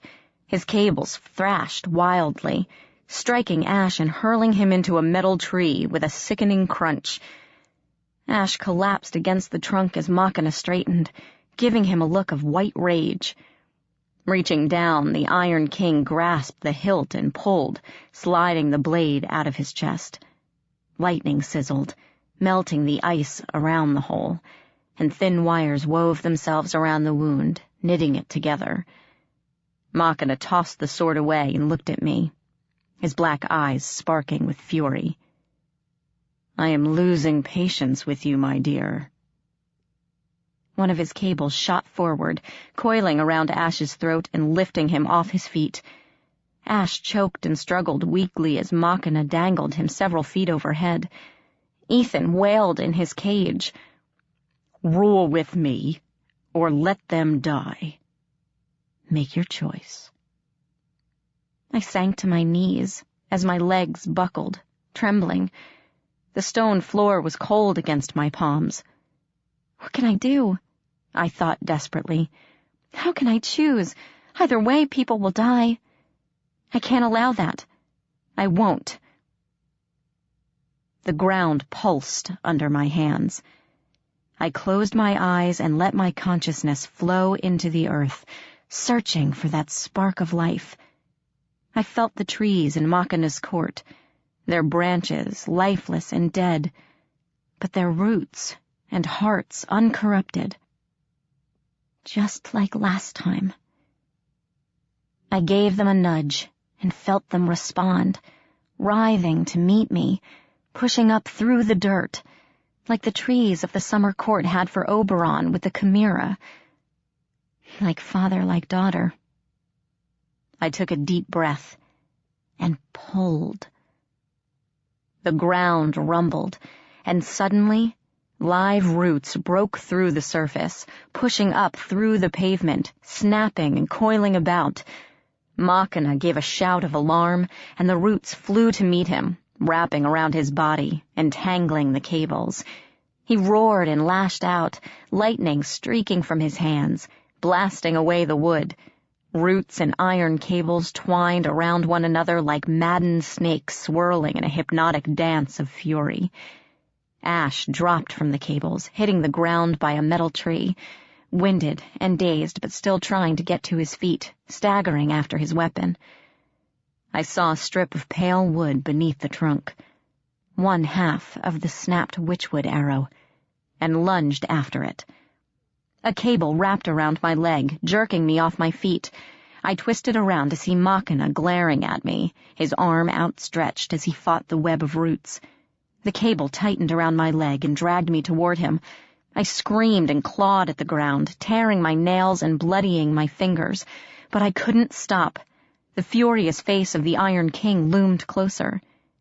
Ash's blade slashed down once more, cutting into the cable, severing it. More cables whipped toward him, but the Winter Prince stood his ground, sword flashing as iron tentacles writhed around us. "Go!" he snarled, slashing the end of a cable out of the air. "I'll hold them back. Go!" I leaped to my feet, rushing for the trunk and the arrow beneath. My hand closed over the wood and I spun back, only to see a cable slice through Ash's defenses and slam into his shoulder, staking him to the ground. Ash howled, swinging his sword weakly, but another cable knocked it from his grasp. I charged the Iron King, dodging cables and snaking roots. For a moment, his attention was riveted on Ash, but then his gaze snapped to me, lightning flashing in the depths of his eyes. Shrieking a battle cry, I lunged. Just as I reached him, something slammed into my back, driving the breath from me. I couldn't move, and realized that one of the cables had stabbed me from behind. Strangely, there was no pain. Machina drew me to him as roots and cables waged their war overhead. Everything else faded away, and there was just us. "I would have made you a queen," he muttered, reaching a hand to me. The roots circling his torso, pinning his other arm, tightened around him, but he didn't seem to notice. "I would have given you everything. Why reject such an offer?" My hand tightened on the witchwood, feeling a faint beat of life still within. "Because," I whispered, raising my arm, "I already have everything I need." I drove my arm forward, sinking the arrow into his chest. Machina's lips gaped in a soundless scream. He arched his head back, still screaming, and green shoots erupted from his mouth, spreading down his neck. A strange pulse of energy, like an electrical jolt, coursed through my body, making my muscles spasm. The cable flung me away. I hit the ground and bit back a shriek as pain lanced up my spine. Clawing myself upright, I looked around, grabbed the sword, and rushed to Ethan's cage. One stroke of the ice blade smashed the door open, and I hugged my brother to me, feeling him sob into my hair. "Meghan!" Ash staggered toward me, holding his shoulder, dark blood streaming down his skin. Behind him, the door burst open, and dozens of knights poured inside. For a moment, they froze in shock, staring at their king in the center of the garden. Machina still writhed in his prison, but weakly. Branches grew from his chest, his cables turning into vines that bloomed with tiny white flowers. As we watched, he split apart, as the trunk of a brand-new oak burst from his chest, rising into the air.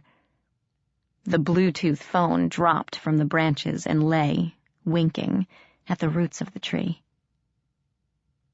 "Wow," I whispered into the silence. The knights turned on us with a roar. They rushed forward, but suddenly the ground trembled. Rumblings filled the air as the Iron Throne began to collapse, shedding jagged shrapnel like scales. A tremor shook the ground, causing everyone to stagger. Then, a huge chunk of the garden cracked and fell away, taking several knights with it into oblivion. More cracks appeared as the courtyard began to come apart. The knights howled and scattered, and screams rose into the air. "The whole tower's coming down," Ash yelled, dodging a falling beam. "We have to get out of here, now." I ran to the iron archway, stumbling as more cracks slashed across the ground, and ducked through, only to reappear on the other side. Nothing happened. Despair rose up, and I gazed around wildly. "Human," said a familiar voice, and Grimalkin appeared, twitching his tail. I gaped at him, hardly believing my eyes. "This way! Hurry!" "I thought you weren't coming!" I gasped, following him across the garden to where two metal trees grew together, the trunks forming an archway between them. Grimalkin looked back at me and snorted. "Trust you to take the hardest route possible," he said, lashing his tail. "If you had only listened to me, I would have shown you an easier way. Now hurry! This air is making me sick." A deafening roar shook the ground, and the garden crumbled away altogether. Clutching Ethan tightly, I dived between the trunks, Ash right on my heels. I felt the tingle of magic as we passed through the barrier, and realized I was falling before everything went completely black. Chapter 25. Homecoming. I awoke slowly, a hard tile floor cold against my cheek. Wincing, I sat up, testing my body for any lingering pain. I was vaguely aware that there should be some. I remembered Machina stabbing me through the back with his iron cables, felt the blaze of agony as he ripped them from my flesh. But there was no pain. In fact, I felt better than I had in a long time, my senses buzzing with energy as I gazed around. I lay in a long, dim room filled with desks and computers. The school computer lab. With a jerk, I sat up and looked around for my brother, wondering for one heart-stopping instant if everything had been a horrible dream. A moment later, I relaxed. Ethan lay under a nearby desk, his face peaceful, his breath slow and deep. I brushed a stray curl from his forehead and smiled, then got to my feet. Ash was nowhere to be seen, but Grimalkin lay on a desk beneath a dingy window, purring in the sunlight coming through the glass. Careful not to disturb Ethan, I rose and joined him. "There you are," the cat yawned, cracking open one golden eye to stare at me. "I was beginning to think you would sleep forever. You snore, you know." I ignored that comment, hopping up on the desk beside him. "Where's Ash?" "Gone." Grimalkin sat up and stretched, wrapping his tail around himself. "He took off earlier, before you woke up. He said he had some things to take care of. Told me to tell you not to wait for him." Oh. I let that sink in, not knowing what to feel. I could have been upset, angry, resentful that he left so suddenly, but all I felt was tired, and a little sad. "He was hurt pretty bad, Grim. Will he be all right?" Grimalkin yawned, obviously unconcerned. I wasn't reassured, but Ash was strong enough to make it all the way to the heart of the Iron Kingdom and back. A lesser fairy would have died. He almost did die. Had he been drawing glamour from me in that desolate place? Or was it something else that enabled him to survive? I wondered if I'd ever get the chance to ask him. After a moment, I turned to gaze around the room, marveling that the trod to the Iron Kingdom had been so close. Did one of the computers hide the path to Machina's realm? Had we come flying out of a monitor, Or had we just blipped into existence like the gremlins? So, I turned back to the cat. You found us the path home. Congratulations. What do I owe you for this one? Another favor or life debt? My firstborn child? No. Grimalkin's eyes slitted in amusement. We will let this one go. This once. We sat in silence for a bit, enjoying the sunlight, content just to be alive.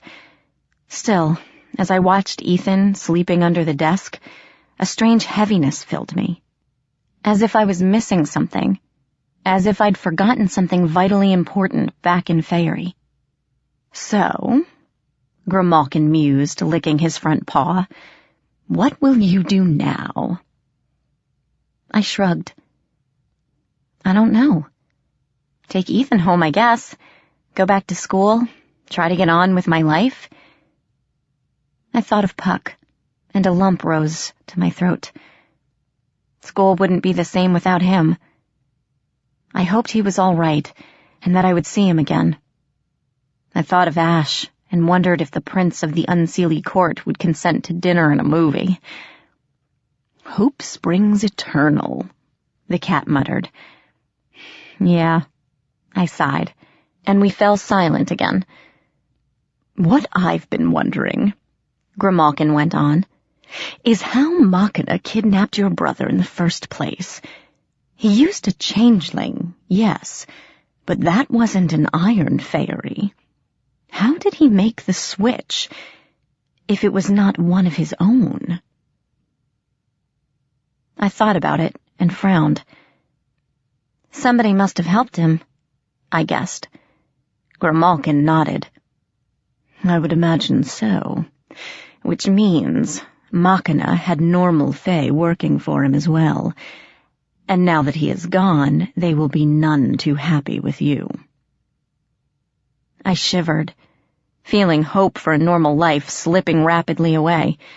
I imagined knives on the floor, my hair tied to the bedpost, missing items, and irate fairies lurking in my closet or under my bed, ready to pounce. I'd never be able to sleep again. That much was certain. I wondered how I would protect my family. A groan came from the sleeping form in the corner.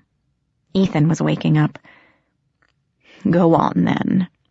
Grimalkin purred as I rose. Take him home. I wanted to say thank you, but there was no way I was putting myself even more in the cat's debt. Instead, I went to gather Ethan, and we started across the room, weaving around desks and dark, silent computers.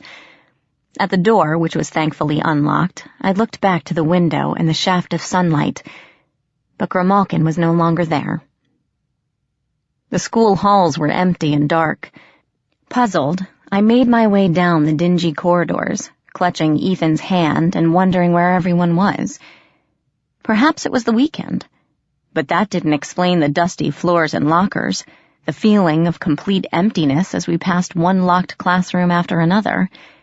Even on Saturdays, there would be at least one extracurricular class going on. It felt like the school had been empty for weeks. The front doors were closed and locked, so I had to open a window. After hoisting Ethan up, I wiggled out after him, dropping to the pavement and gazing around. No cars stood in the parking lot, even though it was the middle of the day. The place looked completely deserted. Ethan gazed around in silence, round blue eyes taking everything in. There was a wariness to him that seemed terribly out of place, like he was older now, but his body remained the same. It worried me, and I gently squeezed his hand. We'll be home soon, okay? I whispered as we started across the parking lot. Just one short bus ride and you can see Mom again. And Luke, are you excited? He regarded me solemnly and nodded once. He didn't smile. We left the school campus, following the sidewalk until we reached the nearest bus stop. Around us, cars sped by, weaving in and out of late afternoon traffic, and people milled around us. Some older ladies smiled and waved to Ethan, but he paid them no attention. My concern for him knotted my stomach. I tried cheering him up, asking questions, telling him little stories about my adventures, but he just stared at me with those mournful blue eyes and didn't say a word. So we stood on the corner, waiting for the bus to come, watching the people surge around us. I saw faeries slipping through the crowds, entering little shops lining the street, following humans like stalking wolves. A Fey boy with leathery black wings grinned and waved to Ethan from an alley across the street. Ethan shivered, and his fingers tightened on me. "Meghan?" I turned at the sound of my name. A girl had come out of the coffee shop behind us and was staring at me in amazement and disbelief. I frowned, shifting uncomfortably. She looked familiar, with her long dark hair and cheerleader thin waist, but I couldn't remember where I knew her from. Was she a classmate? If so, I think I would have recognized her. She would have been very pretty if it wasn't for the huge, distorted nose marring her otherwise perfect face. And then it hit me. "Angie?" I whispered, feeling the shock punch me in the stomach. I remembered then, the cheerleaders' mocking laughter, Puck muttering something under his breath, Angie's horrified screams. Her nose was flat and shiny with 2 large nostrils that looked very much like a pig's. Was this fairy vengeance? An awful sense of guilt gnawed at my insides, and I tore my gaze from her face. "What do you want?" "Oh my God, it is you!" Angie gaped at me, nostrils flaring. I saw Ethan staring unabashed at her nose. "Everyone thought you were dead. There have been police and detectives looking for you. They said you ran away. Where have you been?" I blinked at her. This was new. Angie had never spoken to me before, except to mock me in front of her friends. How long have I been gone?" I stammered, not knowing what else to say. "More than 3 months now," she replied, and I stared at her. 3 months? My trek to the Never Never hadn't taken that long, had it? A week or 2 at most. But I remembered how my watch stopped while in the Wildwood, and a sick feeling rose to my stomach. Time flowed differently in Faerie. No wonder the school was locked and empty. It was summer vacation by now. I really had been gone 3 months. Angie was still staring at me curiously, and I floundered for a reply that wouldn't sound insane. Before I could think of anything, a trio of blondes heading for the coffee shop stopped and gaped at us. "Oh my God!" one of them screeched. "It's the swamp slut! She's back!" Shrill laughter rang out, echoing over the sidewalk, causing several people to stop and stare. "Hey, we heard you got knocked up and your folks shipped you off to some military school. Is that true?" "Oh my God," one of her friends yelled, pointing to Ethan. "Look at that! She's already had her kid!" They collapsed into hysterical giggles, shooting me subtle looks to see my reaction. I gazed at them calmly and smiled. Sorry to disappoint you, I thought, seeing their brows knit with confusion. But after facing homicidal goblins, redcaps, gremlins, knights, and evil fairies, you just aren't that scary anymore. But then, to my surprise, Angie scowled and took a step forward. "Knock it off," she snapped, as I recognized the blonde trio from her old cheerleading squad. She just got back to town. Give her a break already. They shot her evil glares. "I'm sorry, Pigface. Were you talking to us?" one asked sweetly. "I don't believe I was speaking to you at all. Why don't you go home with the little swamp bitch? I'm sure she can find a place for you on the farm." "She can't understand you," another piped up. "You have to speak her language, like this." She broke into a chorus of oinks and squeals, and the other two took up the cry. The street echoed with high-pitched grunts, and Angie's face flushed crimson. I stood there, stunned. It was so weird seeing the most popular girl in school standing in my shoes. I should have been happy. The perfect cheerleader was finally getting a taste of her own medicine. But my instincts also said this treatment wasn't new. It started the day Puck had pulled his cruel joke, and all I felt was empathy. If he were here, I would twist his arm until he changed her back. If he were here. I quickly pushed those thoughts away. If I kept thinking about him, I would start to cry, and that was the last thing I wanted to do in front of the cheerleaders. For a second, I thought Angie herself would burst into tears and flee. But, after a moment, she took a deep breath and turned to me, rolling her eyes. "Let's get out of here," she whispered, jerking her head toward a nearby parking lot. "Have you been home yet? I can drive you, if you want." Shocked again, I glanced down at Ethan. He gazed up at me, his face wan and tired. Despite my hesitation, I wanted to get him home as soon as possible. Though I still had my doubts, Angie certainly seemed different now. Briefly, I wondered if it was great adversity that made a person stronger. "Sure." She asked a lot of questions on the drive home. Where I had been, what made me leave. Was it really a pregnancy that drove me off? I answered as vaguely as I could, leaving out the parts with the homicidal fairies, of course. Ethan curled up beside me and fell asleep, and soon his faint snores were the only sounds besides the hum of the engine.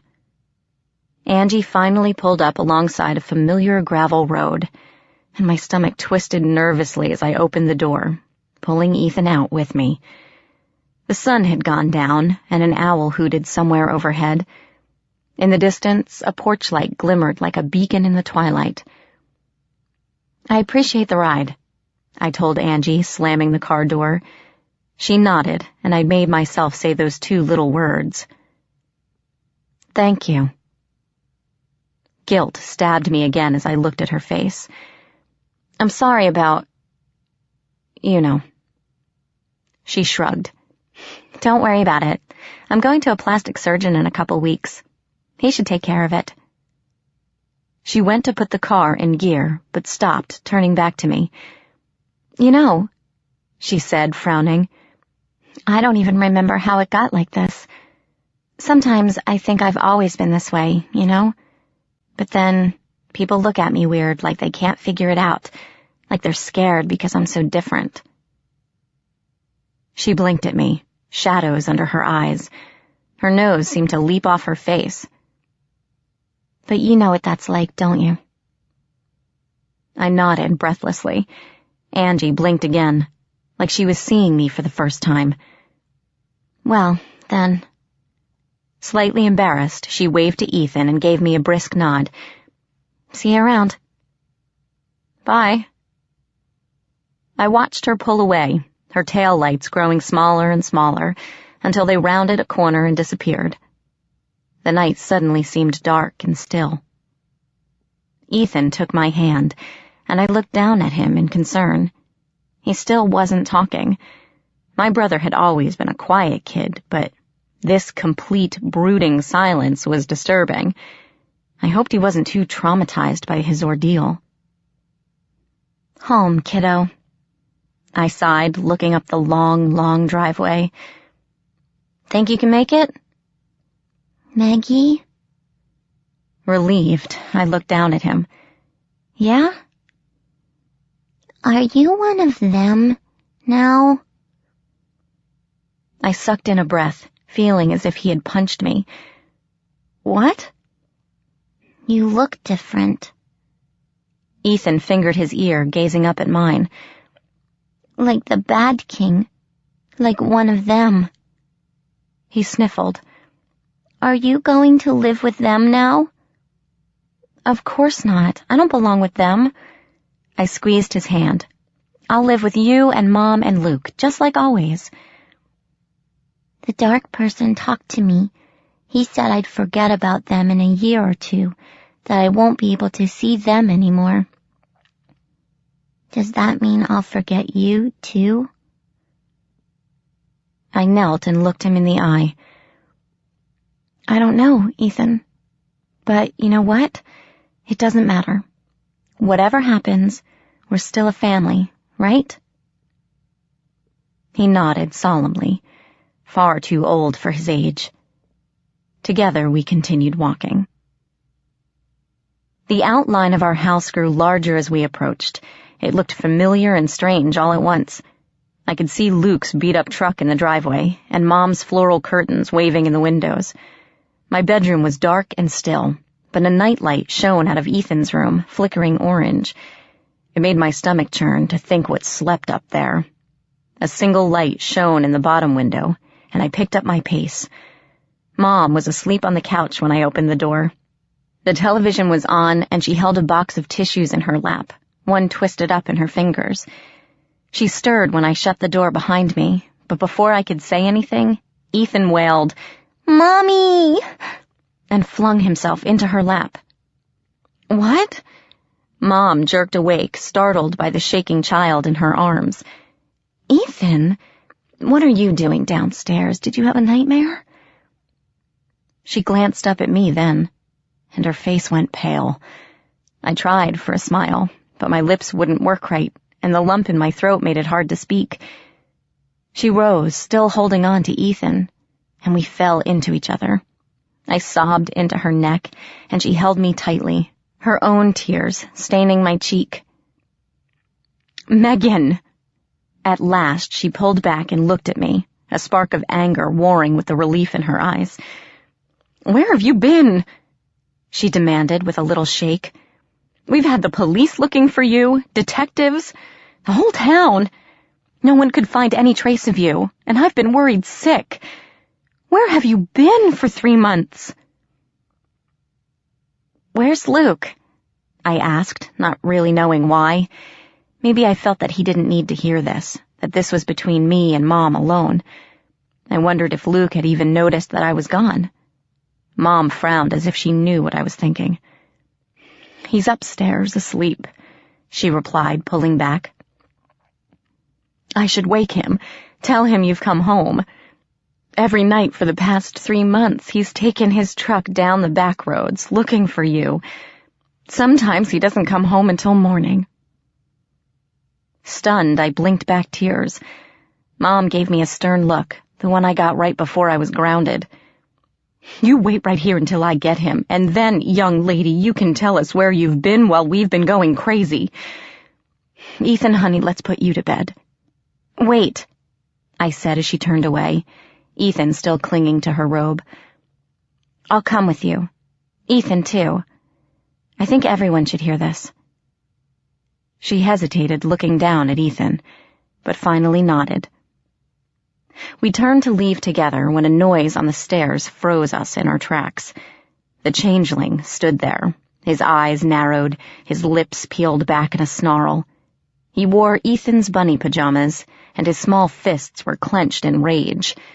The real Ethan whimpered and pressed into Mom's side, hiding his face.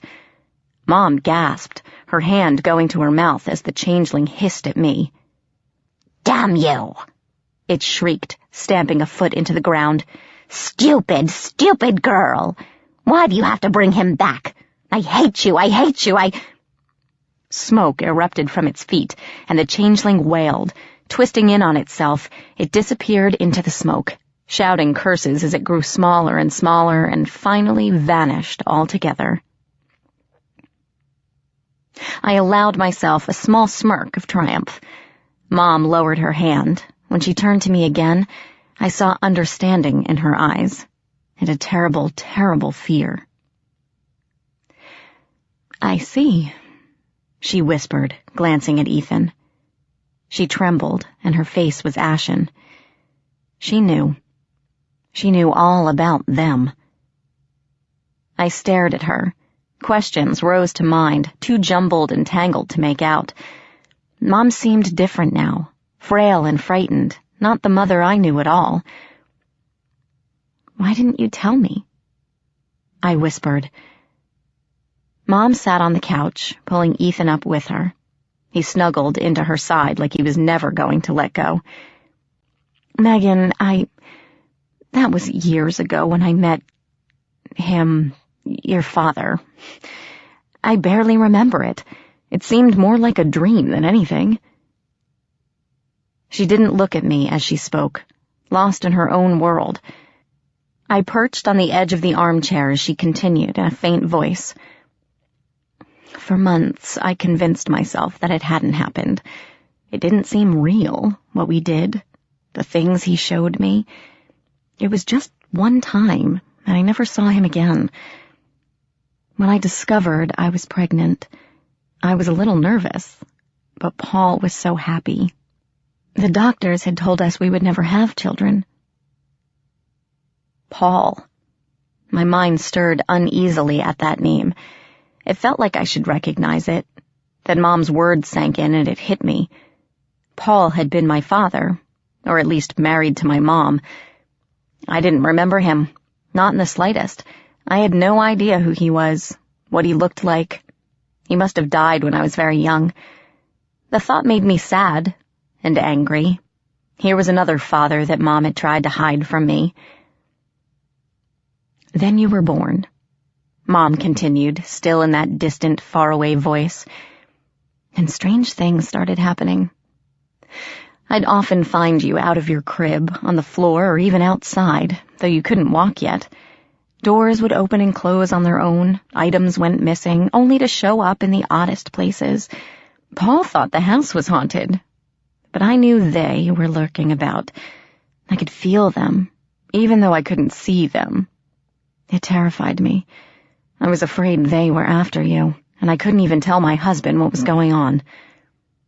We decided to move, and for a while things were normal. You grew into an ordinary, happy child, and I thought everything was behind us. Then, Mom's voice trembled, and tears filled her eyes. Then there was that incident in the park, and I knew they had found us again. Afterward, after everything had died down, we came here, and I met Luke. You know the rest. I frowned. I remembered the park, with its tall trees and little green pond, but I couldn't recall what incident Mom was talking about. Before I could ask, Mom leaned forward and gripped my hand. I wanted to tell you for so long, she whispered, her eyes wide and teary. But I was afraid. Not that you wouldn't believe me, but that you would. I wanted you to have a normal life, not to live in fear of them, to wake up every morning dreading that they had found you. Didn't really work, did it? My voice came out hoarse and raspy. Anger simmered, and I glared at her.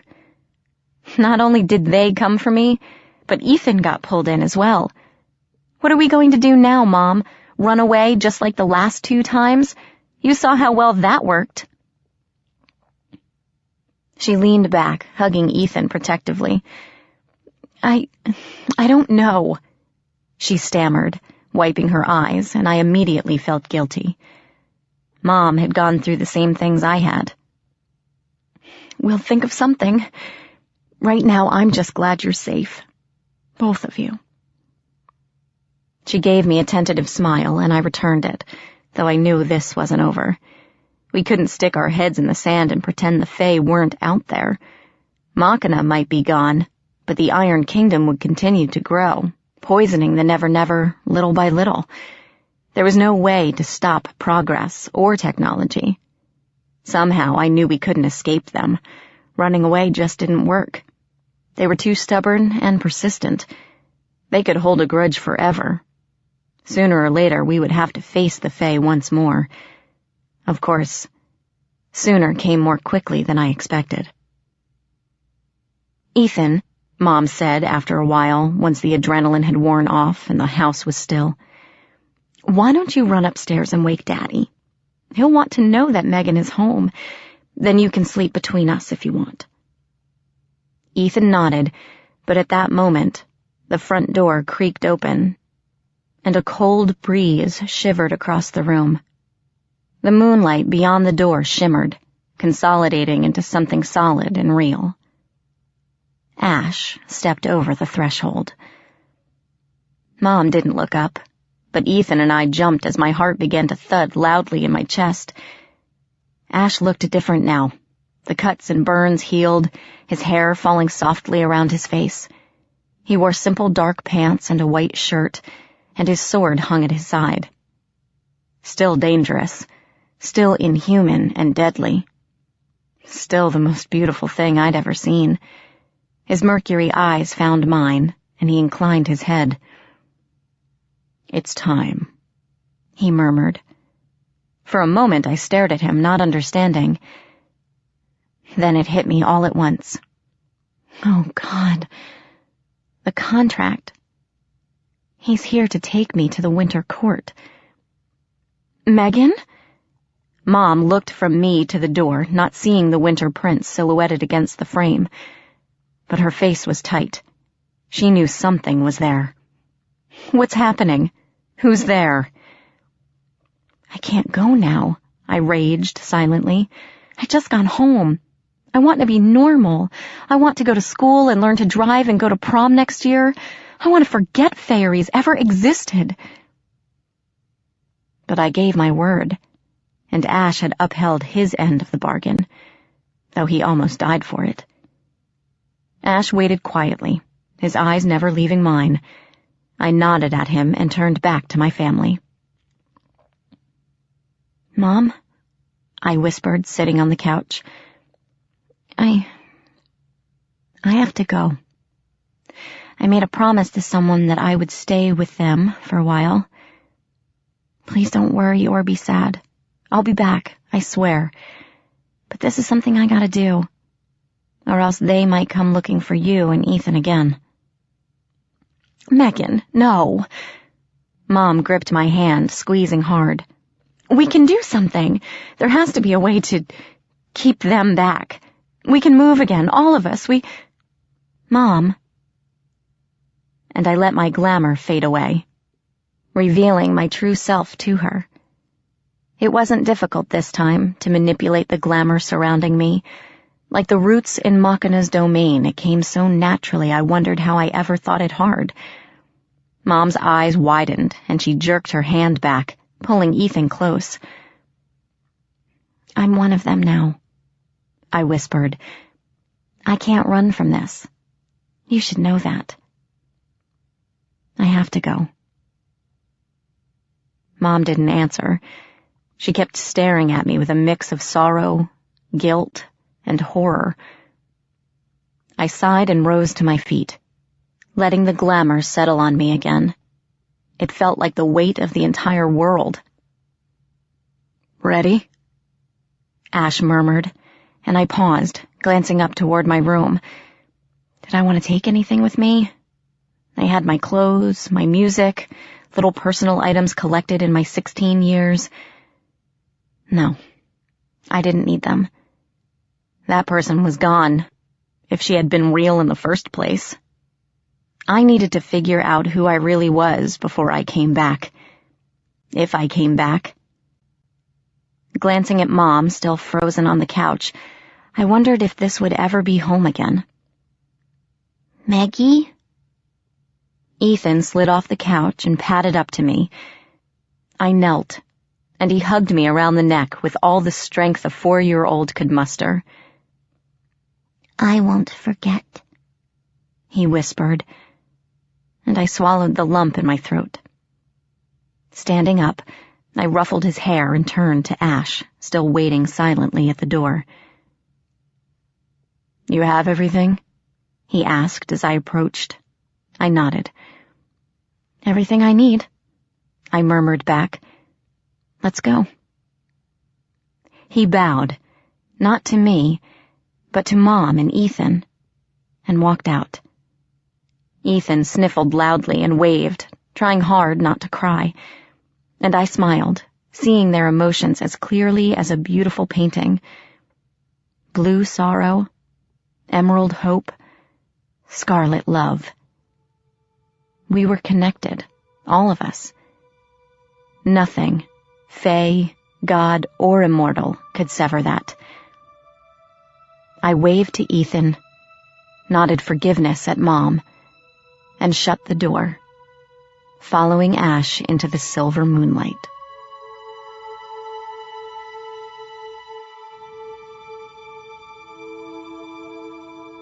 This has been an Audible Inc. and Harlequin production of The Iron King, written by Julie Kagawa, read by Christine Vam. Executive Producer, Beth Anderson. Producer, Mike Charzik. Production Coordinator, Kat Lambrix. Engineered and directed by Keith Reynolds and Peter Rowan. Music by Michael Whalen. Copyright 2010 by Julie Kagawa. Production copyright 2009 by Audible Inc.